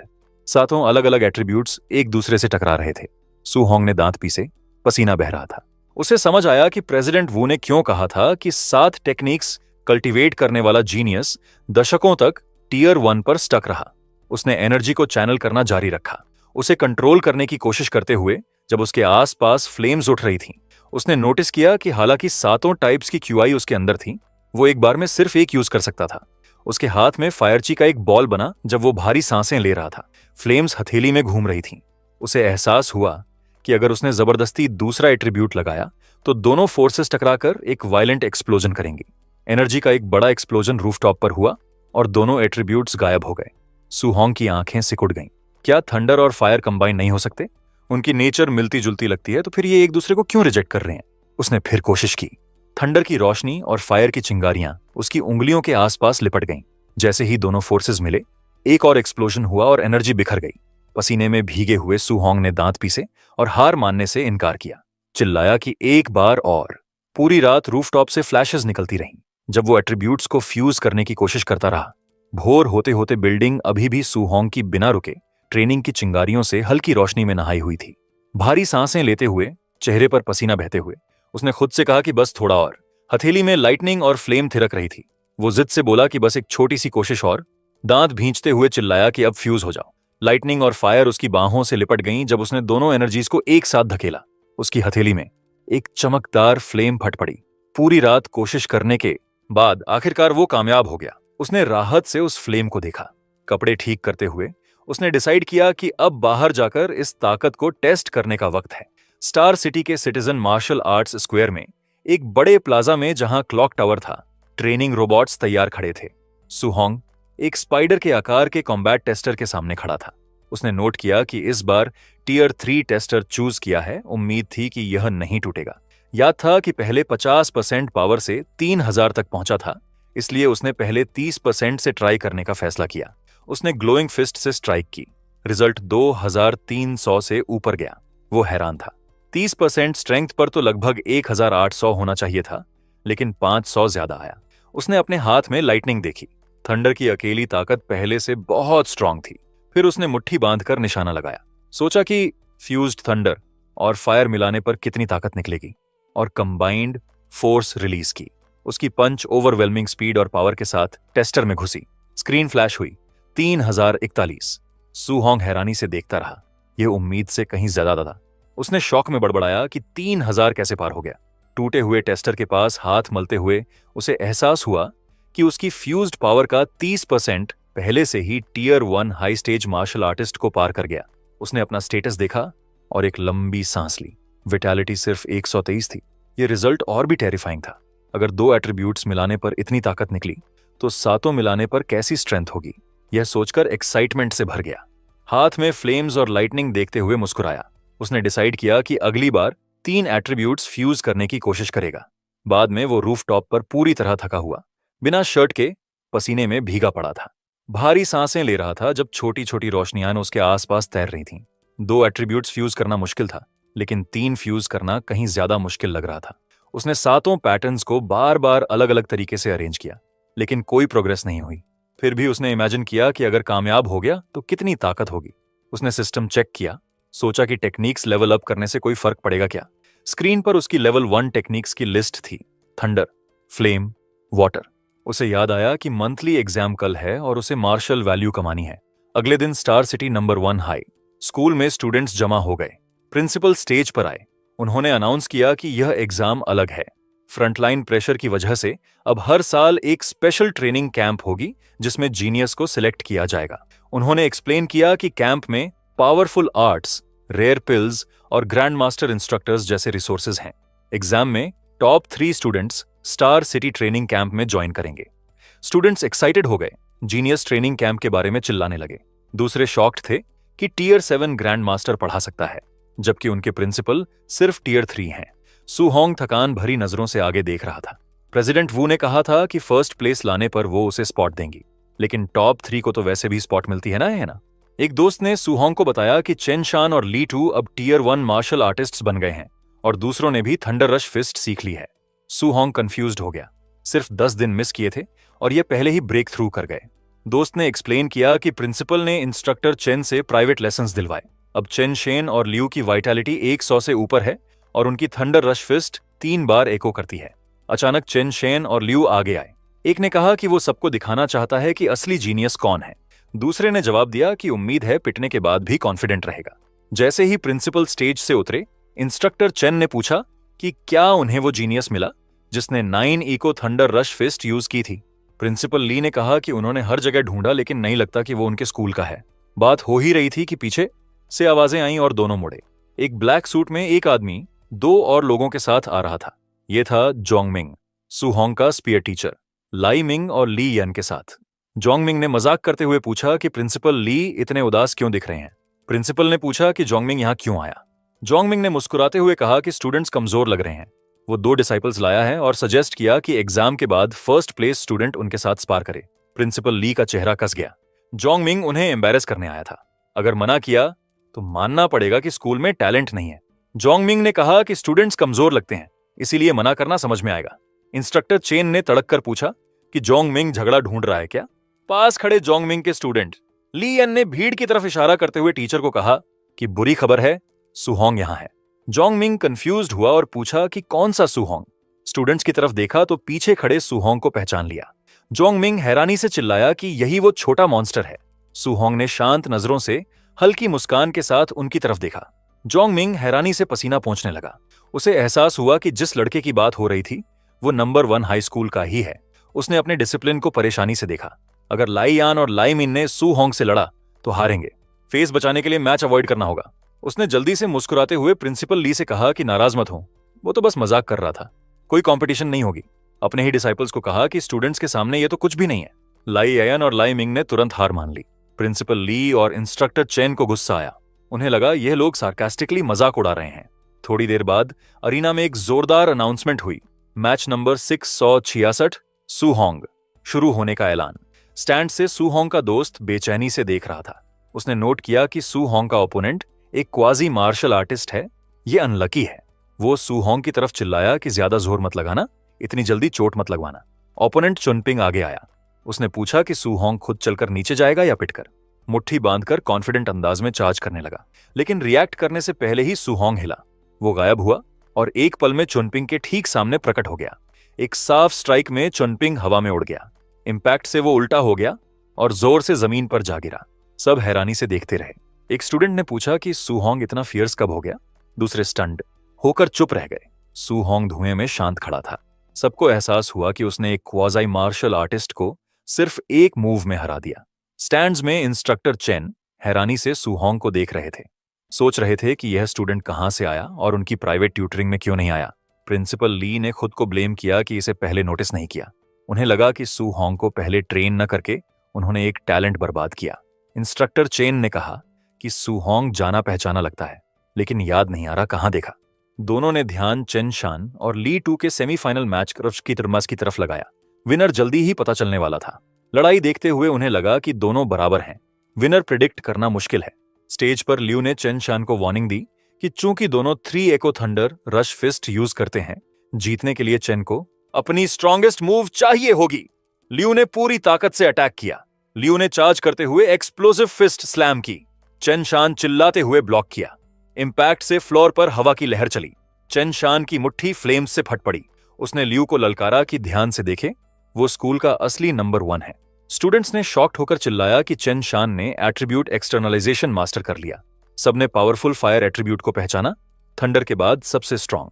लियू आगे बढ़ा, मॉकिंग एक्सप्रेशन के साथ। उसकी बांह के आसपास एनर्जी पानी की तरह बह रही थी। उसने स्कॉफ किया कि एट्रीब्यूट एक्सटर्नलाइजेशन कोई बड़ी बात नहीं। स्टूडेंट्स फिर हैरान रह गए। लियू ने भी एट्रीब्यूट एक्सटर्नलाइज किया था। उसका मेटल था, कॉम्बैट में फायर से भी स्ट्रांग। मेटालिक चेन्स लियू की मुट्ठियों के आसपास घूमी जब वो अटैक करने दौड़ा। उसकी पंचेस 5 बार इको हुई। चेन शान शॉक्ड था कि लियू ने 5 echo thunder rush fist unleash की। एक वायलेंट इंपैक्ट हुआ। लियू की स्ट्राइक ने ओपोनेंट को पीछे उड़ाया। अरीना में शॉकवेव्स फैल गईं। प्रिंसिपल ली और इंस्ट्रक्टर चेन दंग रह गए। ली ने कहा कि ली टू ने अपनी स्ट्रेंथ छुपाई हुई थी। चेन ने मार्वल किया कि ली टू ने सिर्फ 10 दिनों में एट्रीब्यूट एक्सटर्नलाइजेशन और micro level thunder rush fist master कर ली। प्रिंसिपल ली ने कहा कि फाइनल तो बेकार है, सू होंग लियू की मेटल एट्रीब्यूट नहीं हरा सकता। चेन ने एक लंबी सांस लेते हुए कहा कि अगर सू होंग कोई गाइडेंस टेक्निक जानता तो शायद मौका होता। जोंगमिंग ने कॉन्फिडेंटली सू होंग पर 50,000 बेट लगाया। शॉक्ड होकर ली ने उसे पागल कहा कि बिना गाइडेंस टेक्निक वाले पर बेट लगाना। चेन ने हंसते हुए कहा कि इजी मनी लेने को तैयार है। फाइनल बैटल शुरू हुआ। लियू बनाम सू होंग। स्टूडेंट्स चिल्लाने लगे, कुछ सू होंग के लिए, कुछ लियू को जिताने के लिए। दोनों फाइटर्स स्टेज पर आए। लियू ने सू होंग से कहा कि किस्मत अच्छी थी कि फाइनल तक पहुंचते हुए उससे या चेन शान से नहीं टकराया। सू होंग शांत रहा। बीस्ट्स हंट करने के बाद यह स्टूडेंट्स कमजोर लगते थे, लेकिन लियू आखिरकार वर्दी ओपोनेंट लग रहा था। लियू ने ग्रिन करते हुए कहा कि सू होंग सेकंड स्ट्रॉन्गेस्ट है। सू होंग ने सिंपली पूछा, फर्स्ट कौन है? लियू ने जमीन पर पैर पटका और डिक्लेयर किया कि नेचुरली वो खुद नंबर 1 है। उसने अटैक किया और कहा कि एक मूव उनके बीच का बड़ा फर्क दिखा देगी। स्टूडेंट्स घबरा गए जब लियू ने तुरंत 5 echo thunder rush fist use की। उन्हें लगा कि सू होंग के लिए अब खेल खत्म है, लेकिन सू होंग की आंखें गोल्डन लाइट से चमकीं और उसके अंदर ताकत बिल्ड होने लगी। उसकी मुट्ठी से फ्लेम्स बर्स्ट हुई जब वो चार्ज किया, अपने फिजिकल बॉडी की लिमिट्स टेस्ट करना चाहता था। क्राउड चिल्लाया कि सू होंग डॉज करने की बजाय डायरेक्टली अटैक से टकरा रहा है, पागल है। दोनों की मुट्ठियां एक्सप्लोसिव फोर्स के साथ मिली, जमीन कांप उठी। वो बार बार टकराते रहे, हवा में एनर्जी बर्स्ट्स फैलते रहे। सू होंग ने थंडरस अटैक को डायरेक्टली फेस किया। लियू शॉक्ड था कि सू होंग ने उसकी 5 एको फिस्ट को सिर्फ 5 पंचेस में रोक दिया। लड़ाई जारी रही, मुट्ठियां एनर्जी चेन्स के बीच तूफान की तरह टकराती रहीं। ली टू ने दांत पीसे। सू होंग की हर पंच बेहद भारी लग रही थी, जैसे किसी मॉन्स्टर से लड़ रहा हो। स्टैंड्स में एक टीचर ने एक्सक्लेम किया कि सू होंग बिना कोई मार्शल स्किल यूज किए ली टू के बराबर है। उसके दोस्त ने चिल्लाया कि उसकी स्ट्रेंथ टेरिफाइंग है। ऑफिशियल स्टंट थे। चेन ने गेस किया कि सू होंग की कोई स्पेशल फिजिक है। प्रिंसिपल ली ने गर्व से हंसते हुए कहा कि स्कूल ने ऐसा जीनियस प्रोड्यूस किया। लेकिन चेन ने नोट किया कि सू होंग की स्ट्रेंथ के बावजूद लियू की कंडेंस्ड एट्रीब्यूट उसे एज दे रही है। टक्कर से दोनों पीछे खींचे। सू होंग ने अपनी फ्लेमिंग फिस्ट स्टेडी की, जबकि लियू कई मीटर्स पीछे चला गया। गुस्से में लियू ने चिल्लाया कि वो जीतेगा। उसकी बाहों के आसपास ब्लू लाइटनिंग सर्ज हुई। वो लंच किया, मुट्ठियां एनर्जी चेन्स में लिपटी हुई, डिमांड करते हुए कि सू होंग हार माने। सू होंग को एहसास हुआ कि लियू अब रोक नहीं रहा, पूरी ताकत से अटैक कर रहा है। चूंकि लियू ने सब कुछ लगा दिया, सू होंग ने भी उसे रिस्पेक्ट देने का फैसला किया। उसकी मुट्ठी से फ्लेम्स बर्स्ट हुई जब वो अटैक से मिलने के लिए दौड़ा। अरीना में लाइटनिंग बर्स्ट हो गई। लियू ने शॉक्ड होकर चिल्लाया कि सू होंग भी एट्रीब्यूट एक्सटर्नलाइजेशन यूज कर सकता है। प्रिंसिपल ली और इंस्ट्रक्टर चेन कांपने लगे जब गोल्डन लाइटनिंग ने पूरे अरीना को भर दिया। दोनों स्पीचलेस रह गए। वो स्टन्ड थे कि सू होंग ने थंडर गाइडेंस टेक्निक मास्टर कर ली। चेन ने एक्सप्लेन किया कि स्पेशल फिजिक के साथ थंडर एट्रीब्यूट मिलाना उसे टेरिफाइंग बना देता है। सू होंग और लियू फिर टकराए। लाइटनिंग और चेन्स हर तरफ एक्सप्लोड हुई। लियू को अलार्म के साथ एहसास हुआ कि सू होंग की थंडर एट्रीब्यूट उसकी खुद की मेटल एट्रीब्यूट से स्ट्रांग है। लाइटनिंग सू होंग के आसपास कॉयल हो गई। उसने ली टू से कहा कि चूंकि उसने अपना अल्टीमेट मूव दिखाया, वो भी प्रॉपर जवाब देगा। सू होंग की आंखें गोल्डन हो गईं। उसने अपना अल्टीमेट मूव अनाउंस किया और थंडर रश फिस्ट से चार्ज किया। स्ट्राइक एक्सप्लोसिव फोर्स के साथ लगी। इंपैक्ट्स रैपिडली एको होते रहे। लियू को पीछे धकेलते हुए 9 इको बर्स्ट्स पूरे एरिना में ब्लास्ट हुई। लियू ने चिल्लाया, 9 इकोज, ये इम्पॉसिबल है। मुंह से खून आया और वो जमीन पर जा गिरा। सू होंग उसके ऊपर खड़ा था। उसकी मुट्ठियों के आसपास अभी भी थंडर क्रैकल कर रहा था। स्टूडेंट्स चुप हो गए। उनके चेहरे पर प्योर शॉक जम गया। किसी ने आखिरकार पूछा कि क्या वो जीत गया। एक्साइटमेंट फट पड़ी जब सबको एहसास हुआ कि सू होंग परफेक्ट रेल्म तक पहुंच गया। 9 एकोज टीचर्स को भी पार कर गया। इंस्ट्रक्टर चेन हकलाते हुए यकीन नहीं कर पाया। प्रिंसिपल ली कांपते हुए बोले कि सू होंग सिर्फ जीनियस नहीं, वो स्टार सिटी हाई का ड्रैगन है। चेन ने पसीना पोंछते हुए इमेजिन किया कि ट्रेनिंग कैंप के दूसरे जीनियसेस सू होंग जैसे मॉन्स्टर का सामना करके कितने तबाह होंगे। जब सू होंग जा रहा था, चेन ने उसकी तारीफ की। उसने कहा कि जब हवा मिलती है तो गोल्डन कार्प ड्रैगन बन जाती है। स्टार सिटी उसके लिए बहुत छोटी जगह है। प्रिंसिपल ली ने अग्री किया। उन्होंने प्रिडिक्ट किया कि सू होंग एक ड्रैगन की तरह उठेगा, इंपीरियल कैपिटल और 10,000 रेसेस के बैटलफील्ड में सबसे ज्यादा चमकेगा।